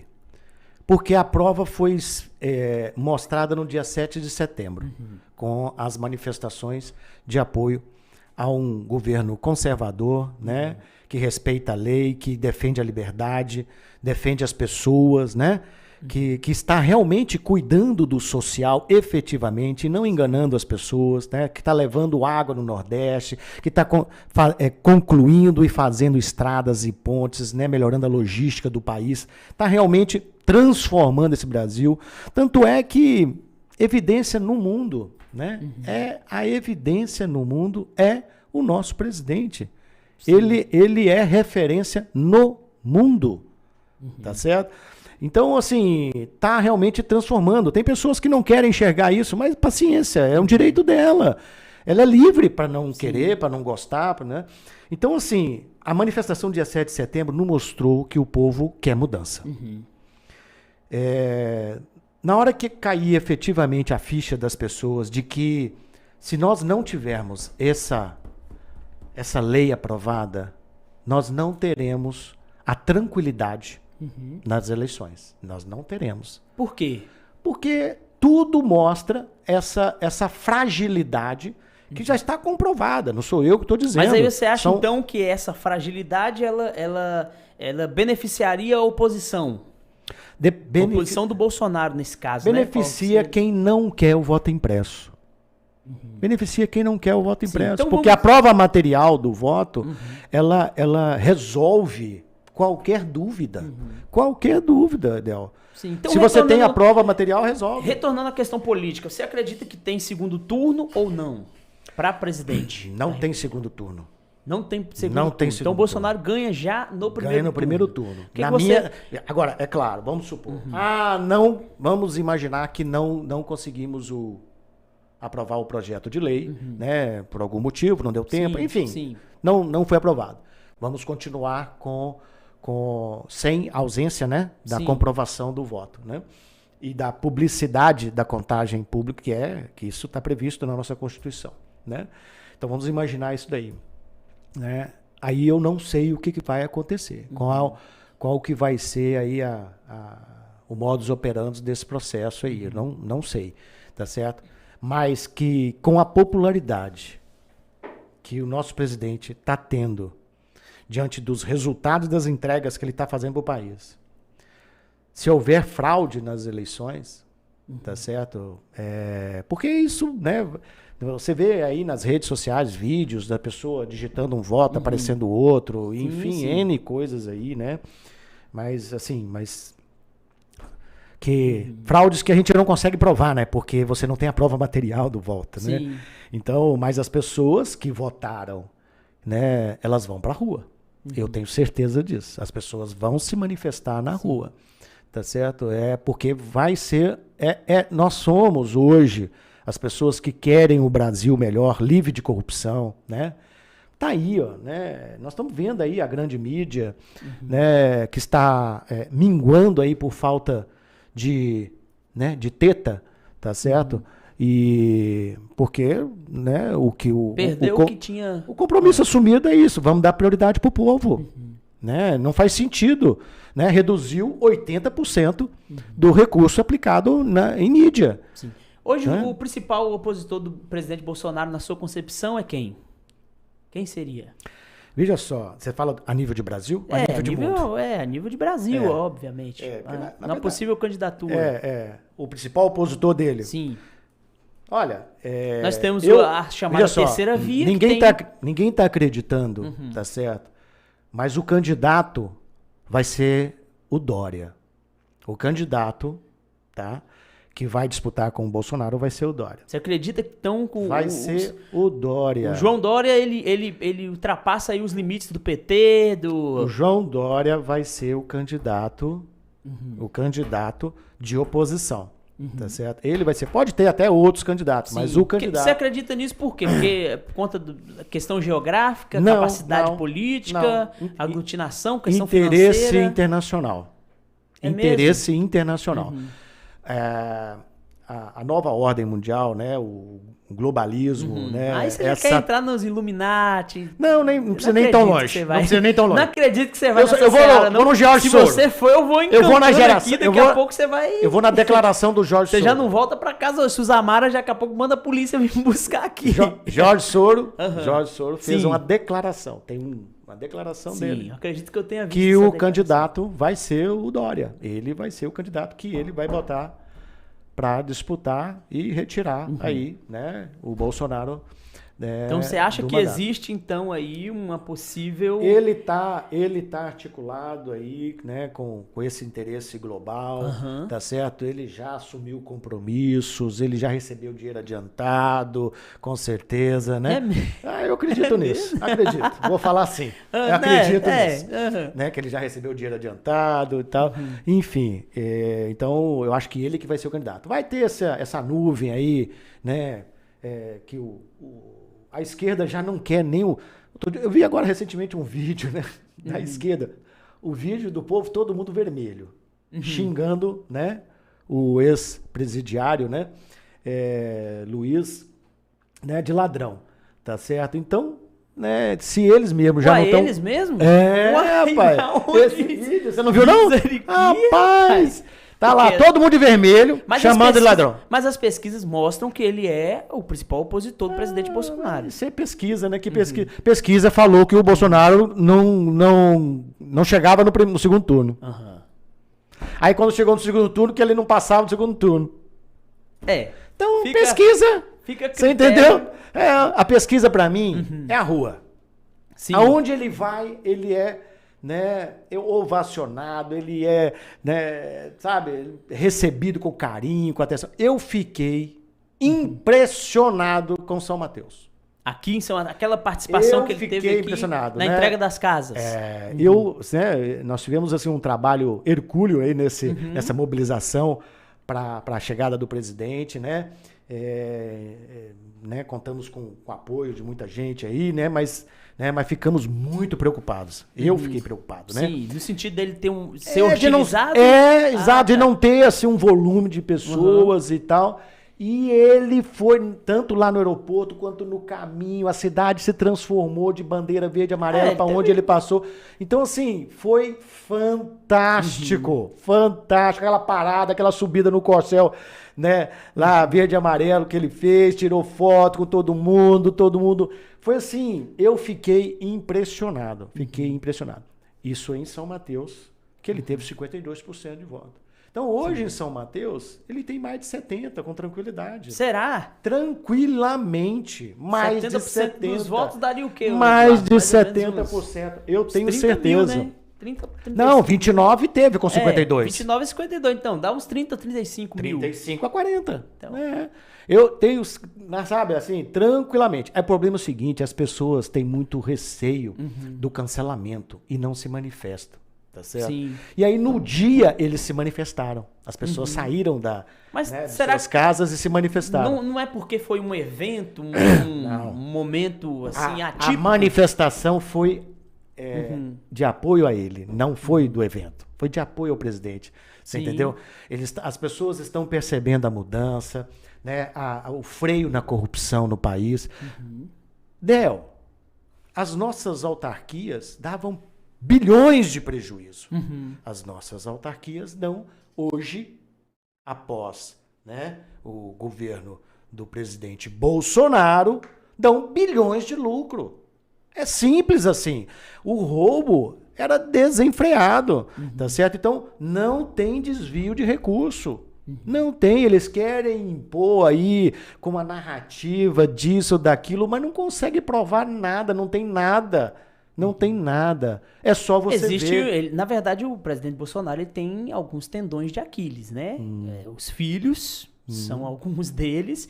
Houveram também algumas pessoas que estavam compondo o governo com ele, que depois tiveram alguns episódios aí, como, por exemplo, o juiz Sérgio Moro, que hoje é pré-candidato a presidente também. Sim, como você vê aí todo esse contexto? Mas, Del, a traição, ela ocorre no país desde a proclamação da República em 1889.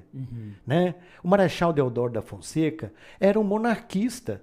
Ele defendia a monarquia. Era a primeira pessoa do imperador Dom Pedro. Sim. Tá certo? E foi ele que deu o golpe. Você entendeu? Então, assim, isso não adianta. Onde tem ser humano, tem interesse, tem, né? Então, assim, o que nós temos? Inclusive, né, nesse processo eleitoral de 2022, nós vamos ter um monte de gente querendo pegar a carona, né? Então, é importante que o eleitor consiga puxar o renavan da pessoa, né? A história, qual é a história de vida dessa pessoa, né? Para ver se ela realmente é uma pessoa íntegra, né? Que defende a família, defende os valores, né?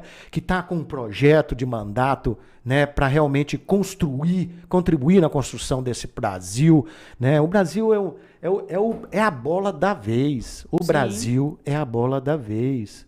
Nós temos, veja só, eles ficam nessa conversa fiada aí da Amazônia, de incêndio, de não sei o quê. Os países que vêm acusar a gente não tem 1% de mata nativa preservada. O Brasil tem 66%.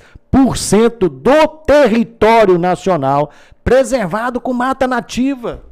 Os produtores rurais preservam quase 30%, em média, tá certo? Quase 30%, e aí tem as reservas indígenas, as reservas florestais, não sei o quê, soma um total de 66% do território nacional mata nativa na origem, tá certo? Sim. Então, existe muita falácia, muito discurso, as ONGs que estão lá na Amazônia em defesa aí dos interesses internacionais, entendeu? Muito dinheiro rola muito dinheiro, tá certo? Então, assim, isso tá acabando, tá tendo um freio, tá tendo um break. Então, esse povo todo que vive da teta, tá todo mundo sofrendo, todo mundo querendo ver o diabo, mas não quer ver o Bolsonaro como presidente, entendeu?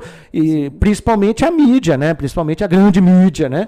Tá certo? Que vivia dessa teta aí e tal. Então, assim, tem muita gente que quer a volta do que tinha antes, da corrupção, dos conchavos, do fisiologismo, tá certo? E o Bolsonaro botou um freio, botou o pé na porta, fechou a porta do cofre, guardou a chave, ó, aqui vocês não vão roubar, tá certo? E se aparecer um que roube, ele vai meter o cacete, ele vai pra cima. Você acredita tá que ele vai combater? Não quer nem saber, pode ser o filho dele. Pode ser o filho dele. Olha, Isso essa é meio conversa... questionável, né? Discordo. É Discordo meio por quê? questionável. Vou te falar. Por quê? Agora, inclusive, saiu a sentença, né? Do Flávio Bolsonaro, aquele negócio das rachadinhas, daquelas conversas fiadas todas e tal. Você acha que se tivesse alguma prova de ilegalidade em qualquer um dos filhos do presidente, eles já não tinham metido o cacete já e condenado ele para poder mostrar, aí, tá vendo? Não. O que fez? Ficou enrolando, né? O processo não julgava. Não só houve- narrativa. Mas o que se diz é que o Agora próprio acabou. presidente, até o próprio juiz Sérgio Moro, ele sugere que houve ali uma intervenção do Depois presidente que ele saiu, em né? relação Mas ao antes dele. processo com o filho. Mas agora é um jogo político, Você acredita né? que não houve, então, Não, essa de intervenção jeito- do presidente Não acredito. para favorecer o Não Flávio acredito, Bolsonaro? não acredito. Tanto é porque se tivesse alguma coisa, meu querido, com o judiciário que nós temos, né, que a grande maioria é aparelhado para o lado esquerdo, né, pro socialismo, comunismo, tá certo? Já teria descido o cacete nos filhos, rapaz. Não tem nem conversa. Entendeu? Eles não iam perdoar porque precisava de uma prova. Não conseguiu a prova, fez o quê? Empurrou com a barriga para gerar narrativa. E a cada hora aparecia uma coisa. Ah, não sei quem. Ah, o Queiroz. Ah, não sei o quê. Ah, não sei... Rapaz, não acredito. Tá Não certo? acredito. Não acredito de jeito nenhum. Ele deu uma respirada assim, Não Eduardo, que acredito. eu fiquei meio... Não, mas não é, rapaz. Se tivesse vamos lá. prova, se tivesse Ficou acontecido... meio que duvidoso, mas vamos lá. Mas ok. Vamos voltar Não, pra política. eu ia falar de uma fala do Queiroga, Sim. do Queiroga, né? Do Queiroz, Queiroz. que ele foi ameaçado de morte, né? Sim. Eles teriam para poder incriminar né? Entendeu? Para falar que era queima de arquivo, como aconteceu com o cara lá na Bahia, né? Esqueci o nome dele lá, o tal do Adriano lá da polícia. Mas enfim, não vamos entrar nessa seara. Tem participação aí, Vamos lá. Eduardo? Vamos falar de participação, depois eu vou te fazer a última pergunta serena da noite. Já tô e até depois imaginando disso- que pergunta é Já está esperando aí, né?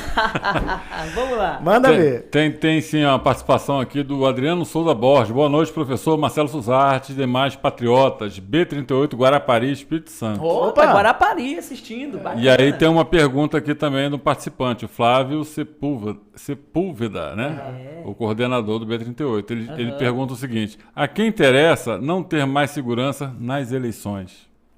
É daquilo que a gente estava falando, né? Do sufrágio. É quem não quer a prova material do voto, né? Quem tá brigando para não ter? Quem defende o socialismo, quem defende, né?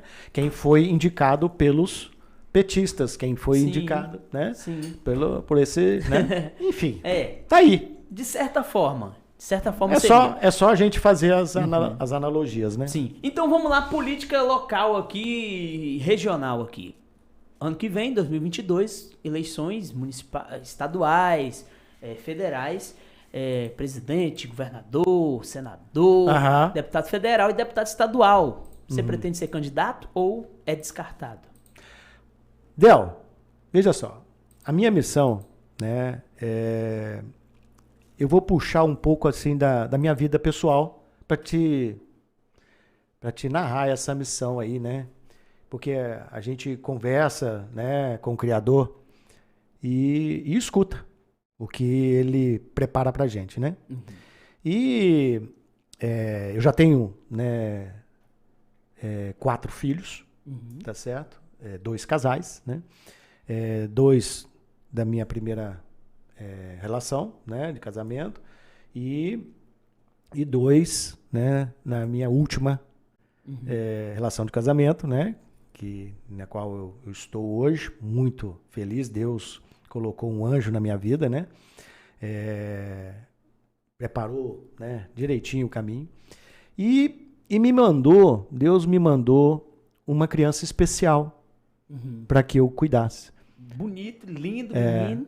O Luiz. Luiz. Meu filho Luiz, ele é autista, né? E eu perguntei para Deus, falei, gente, né?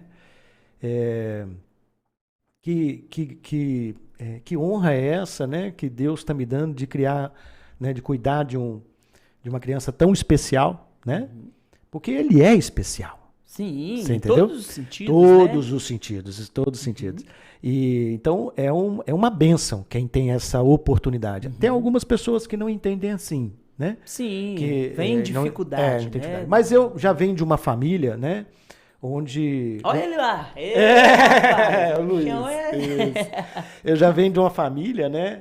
Ele tá grandão, hein? Tá. Rapaz. E ali é a Olivia, a E nossa olha que princesa, né?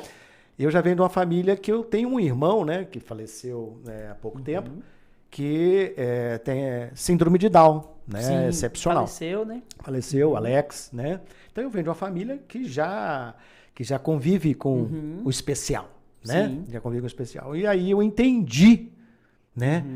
Porque, veja só, Del, se nós vivermos no Brasil com um regime comunista, porque o socialismo é o caminho do comunismo, é só um passo do comunismo.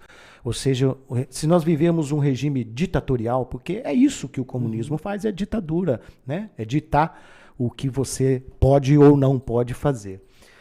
As pessoas com qualquer tipo de deficiência, né, vão ser as pessoas que mais vão sofrer. Porque elas não vão ter espaço num regime ditador. É isso que Hitler fez, sim. né? Que todos os ditadores aí em todos os países fizeram, tá certo? Aí em Cuba, na Venezuela, né? Inclusive as pessoas, né, com opções sexuais diferentes, não tem espaço no regime ditador, né? E eles acham que tem. Vai lá para ver. Vai morar lá nas ditaduras para ver o que acontece com você. Mas enfim, né? Então, aí eu entendi. Eu preciso lutar por um país conservador. Mas você acredita que essa luta, ela é espiritual. Essa luta é espiritual.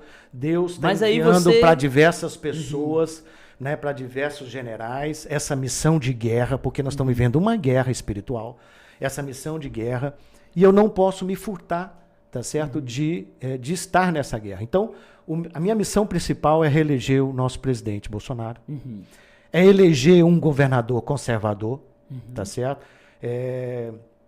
Que provavelmente nosso candidato vai ser, né, o Manato, tá? Que é o candidato do presidente. Eleger um senador conservador, né, que provavelmente é o Magno Malta, que vai ser o candidato indicado pelo presidente. Eleger deputados federais e estaduais, né, que sejam conservadores, para a gente poder começar a mudar essa visão do país, né? Uma visão mais conservadora, porque o país está aparelhado. Sim. Em todas as instituições, né? Nas escolas, né? Na educação, no judiciário, nas instituições, estão em vários lugares aparelhados. Sim. E nós precisamos ocupar o espaço, ou seja, as pessoas que querem viver num país conservador, né? Os empresários, tá certo? As pessoas que estão cuidando da sua vida, que são conservadores, que defendem a família, precisam perceber, opa, eu preciso me dedicar a isso. E eu acredito que essa luz que Deus mandou para mim foi para eu despertar que, olha, você tem uma missão, porque o seu filho, né? Sim. Né? Você faz uma analogia. Uma analogia. Exatamente. Interessante. Então, eu preciso realmente fazer o meu papel de cidadão, tá certo? Sim. E não posso esperar sentado que as coisas mudem. Sim. Então, se eu tiver seguidores, né?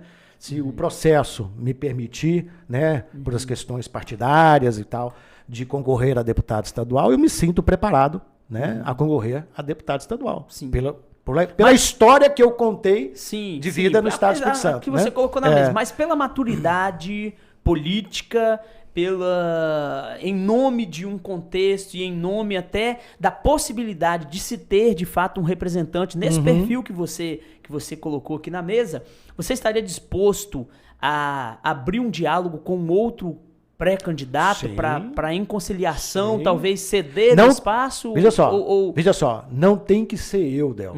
Não tem que ser eu. Eu não bato no peito e digo, eu sou candidato. Não. Quem disse eu sou candidato são as pessoas que vão me apoiar. Sim. As pessoas que estão me seguindo. Essas pessoas que vão me dizer se eu sou candidato. Agora, eu não vou abrir mão de uma candidatura para outra pessoa que tem menos pessoas querendo que ele seja, tá certo? Né, mas como você faria essa avaliação? Fazia uma eleição, uma pré-eleição? Como que seria? Você pode ter pesquisa, né? Pesquisa eleitoral. Você pode ter pesquisa eleitoral. Mas você mesmo disse aqui que você não acredita em pesquisa. Não, a pesquisa é feita pela grande mídia. Mas uma pesquisa que eu contrato para saber como que está, como que eu estou, eu tenho que acreditar nessa pesquisa. Uma pesquisa. Sim. E tem as redes, né, que vão me dizer, as pessoas que vão estar me seguindo nas redes, as pessoas que vão estar me acompanhando. Então, no caso, seria pela sua percepção. Também. A sua candidatura, ela passa pelo limiar da sua própria percepção. Também. E o Grupo B38, né, nós estamos aqui em quase todos os municípios, né? O Grupo B38, ele já assume um compromisso com os candidatos do grupo, tá certo? Dos candidatos do grupo que estão aí realmente nessa causa nossa, tá certo? Por um Brasil conservador.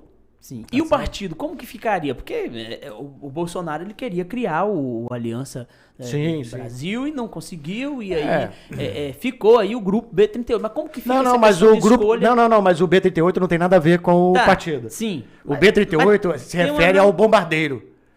Mas tem uma alusão, tem uma analogia aí, porque seria pode até ser, mas no mesmo viés. Você sabe disso. Mas inclusive o símbolo do B38 é um aviãozinho. Não sei se você mas seria É um aviãozinho que é um bombardeiro. Sim. B38 o nome do bombardeiro. Mas seria teria o mesmo viés. Mas vamos lá.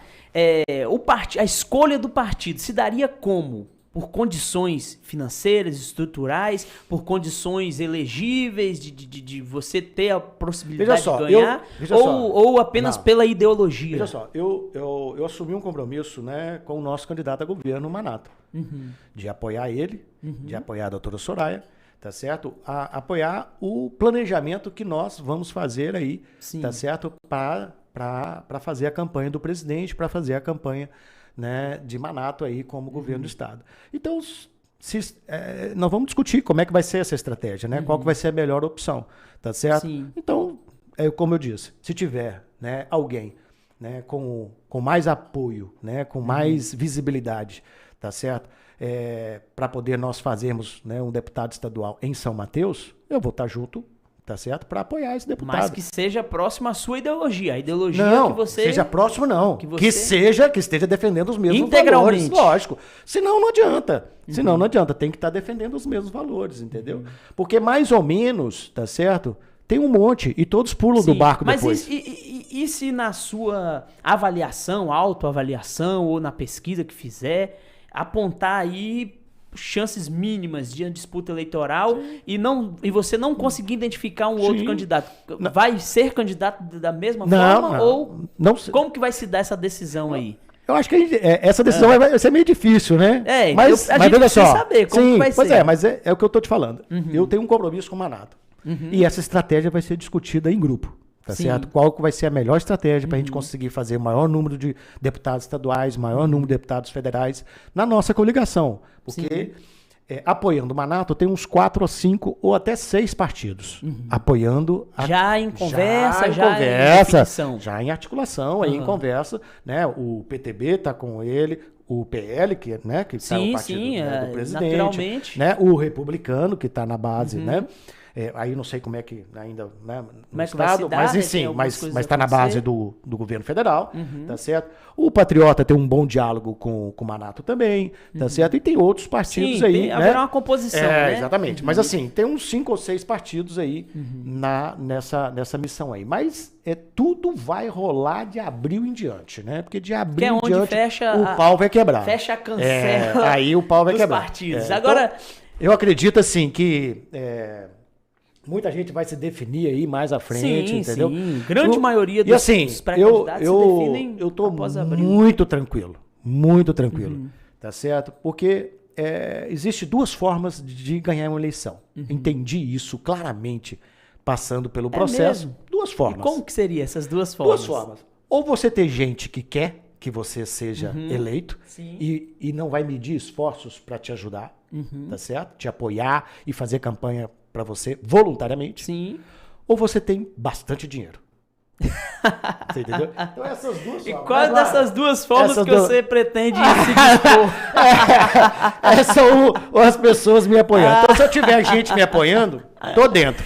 Tá certo. Se eu não Tá tiver, certo. eu enfio a minha viola dentro do saco e vou fazer Ai, campanha pra ai, Manada ai. e pra Bolsonaro. É isso aí. Deixa eu falar pra você que é empresário, que é comerciante, que quer servir uma comida de qualidade pra toda a sua equipe. Como sempre, a gente apresenta pra você aqui a Cozi VIP. Cozi VIP tem uma comida saudável, uma comida de qualidade aí pra você e toda a sua equipe aí ter sempre uma boa comida, uma boa alimentação aí no seu dia a dia pra ter aí uma labuta sempre melhor.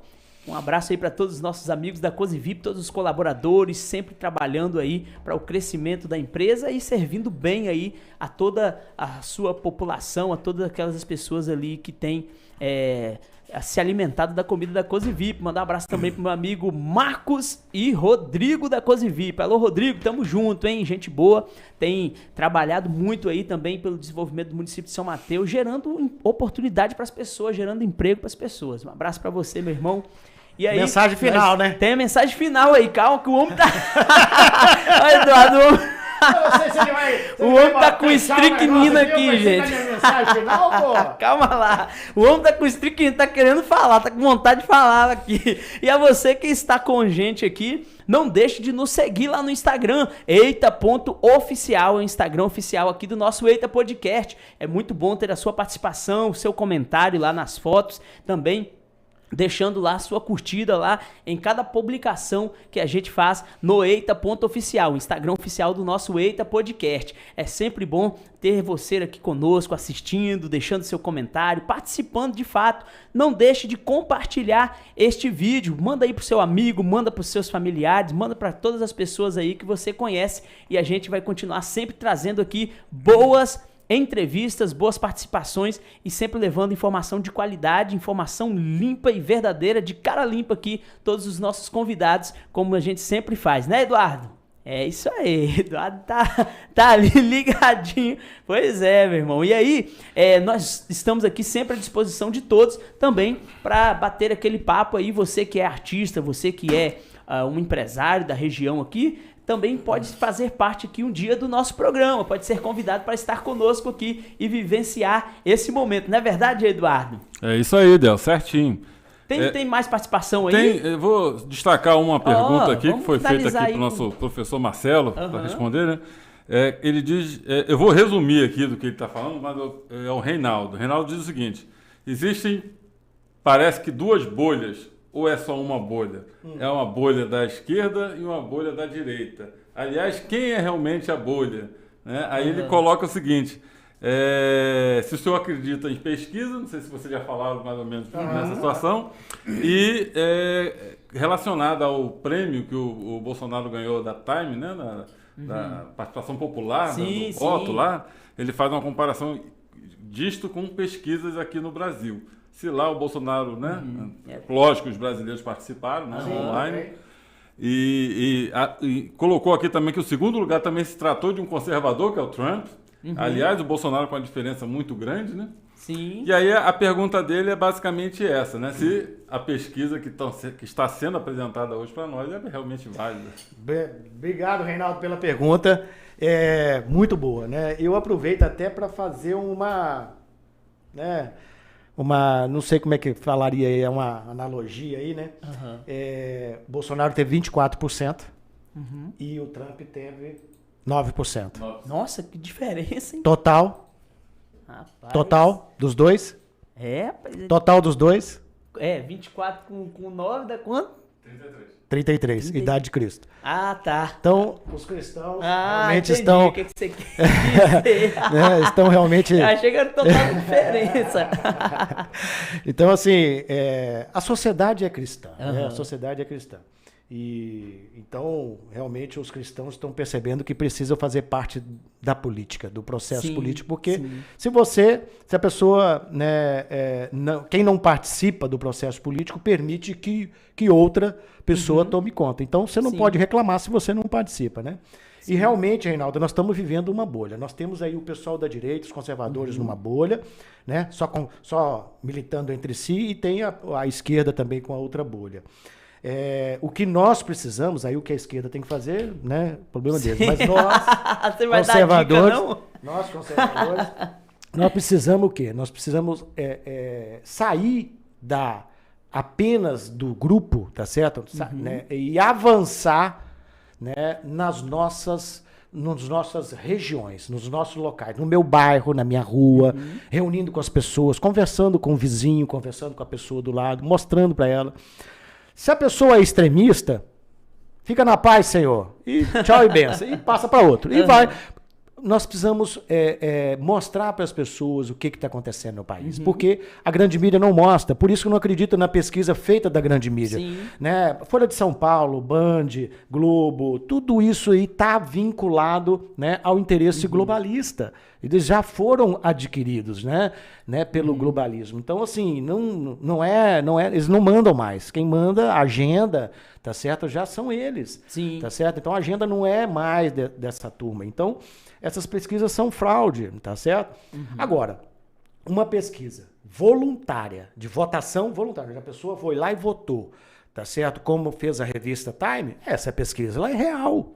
Não tem como de não ser. E eles quiseram, tá? Até os jornalistas de esquerda quiseram trazer uma narrativa aí, né? De que os bolsonaristas influenciaram, fizeram campanha.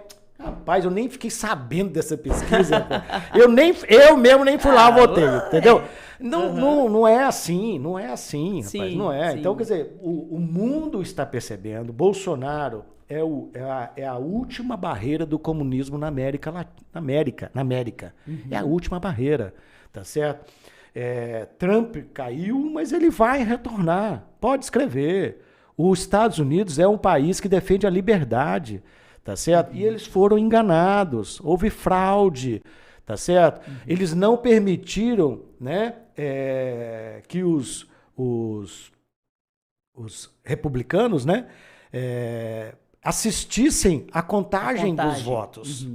Impediram a entrada. Os fiscais do partido do Trump não puderam entrar, tá certo? Então houve fraude. Mas por conta da pandemia, nada. Social. Só o deles que podiam estar lá, né? Os democratas é que ficaram lá dentro da contagem, os outros não podiam. Mas enfim, mas a sociedade americana ela é pela liberdade. O exército americano ele defende, né, assim, com unhas e dentes a liberdade, né? E esse time aí, né, de globalista está usando, na verdade eles estão usando os idiotas úteis, né, comunistas e socialistas, para fazer o que eles precisam para dominar o mundo, tá certo? Uma das coisas é diminuir a população, que isso já foi notoriamente declarado pelos globalistas, né? Precisa diminuir, porque senão não consegue, né, dividir as pessoas, tá certo? Então essa é a técnica, né? Então tá usando os socialistas, os comunistas para poder gerar essas oposições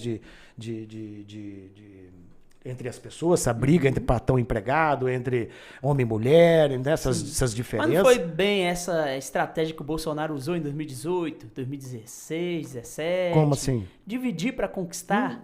Não.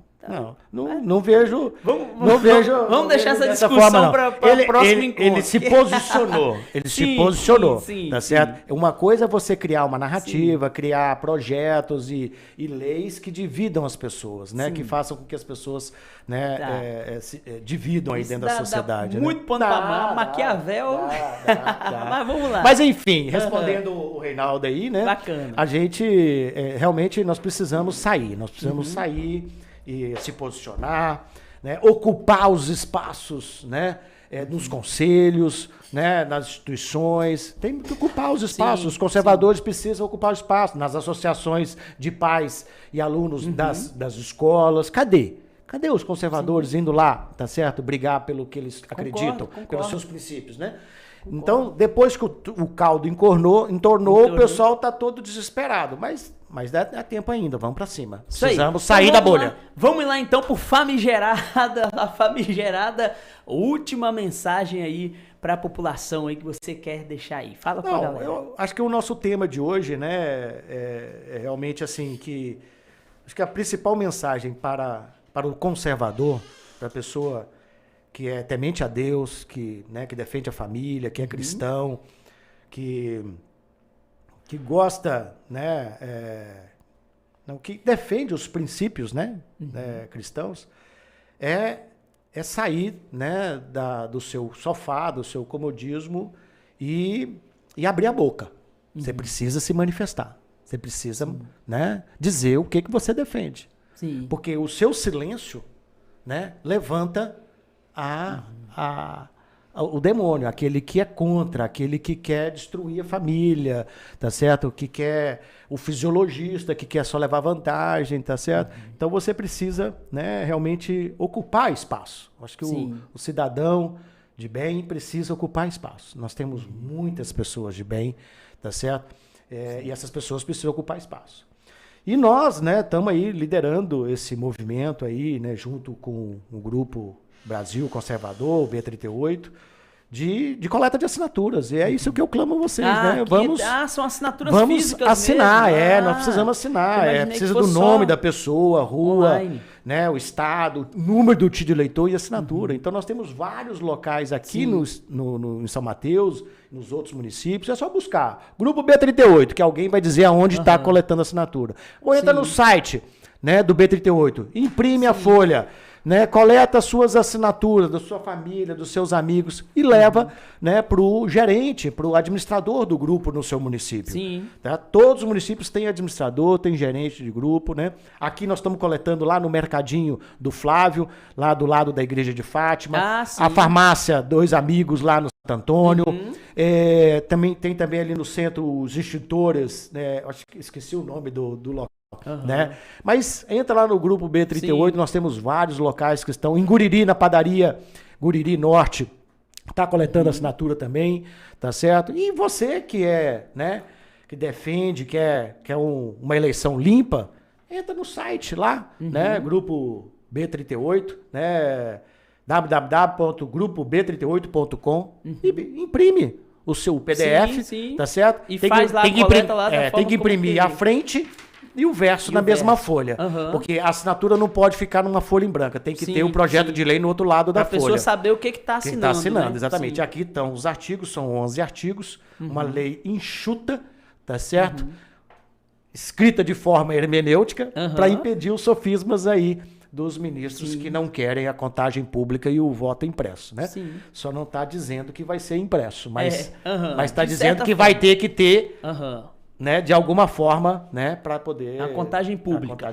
Marcelo, né? foi um prazer te receber aqui. Obrigado, acho que a gente tinha zilhões de assuntos aí para colocar na mesa, muita coisa para se discutir. É importante, né? Falar de agricultura, não podemos vir em outro momento falar de agricultura. Assumo o compromisso de trazer o Manato, vou trazer o Manato aqui, vou trazer o Manato. Sim, está convidado. Doutora Soraya, vou trazer a doutora Soraya como deputada, tem feito bastantes ações aqui no norte do estado, né? Pois é, e nós queremos desejar isso sucesso na sua caminhada, que você tem aí, de fato, aí um caminho longo a se trilhar, mas eu tenho certeza que você também vai ter muito sucesso. Que Deus abençoe aí você, sua família, mano, leva um abraço lá para Suzamara, todos os seus filhos, e que Deus abençoe aí a sua caminhada, beleza, meu amigo? Obrigado. Tamo junto. Tamo e junto. a você que esteve conosco até esse presente momento, minha sincera gratidão. E a gente continua sempre aqui trazendo boas informações e boas prosas para você em cada programa, em cada Eita Podcast. Por aqui, você já sabe, a conversa é boa e o tempo voa.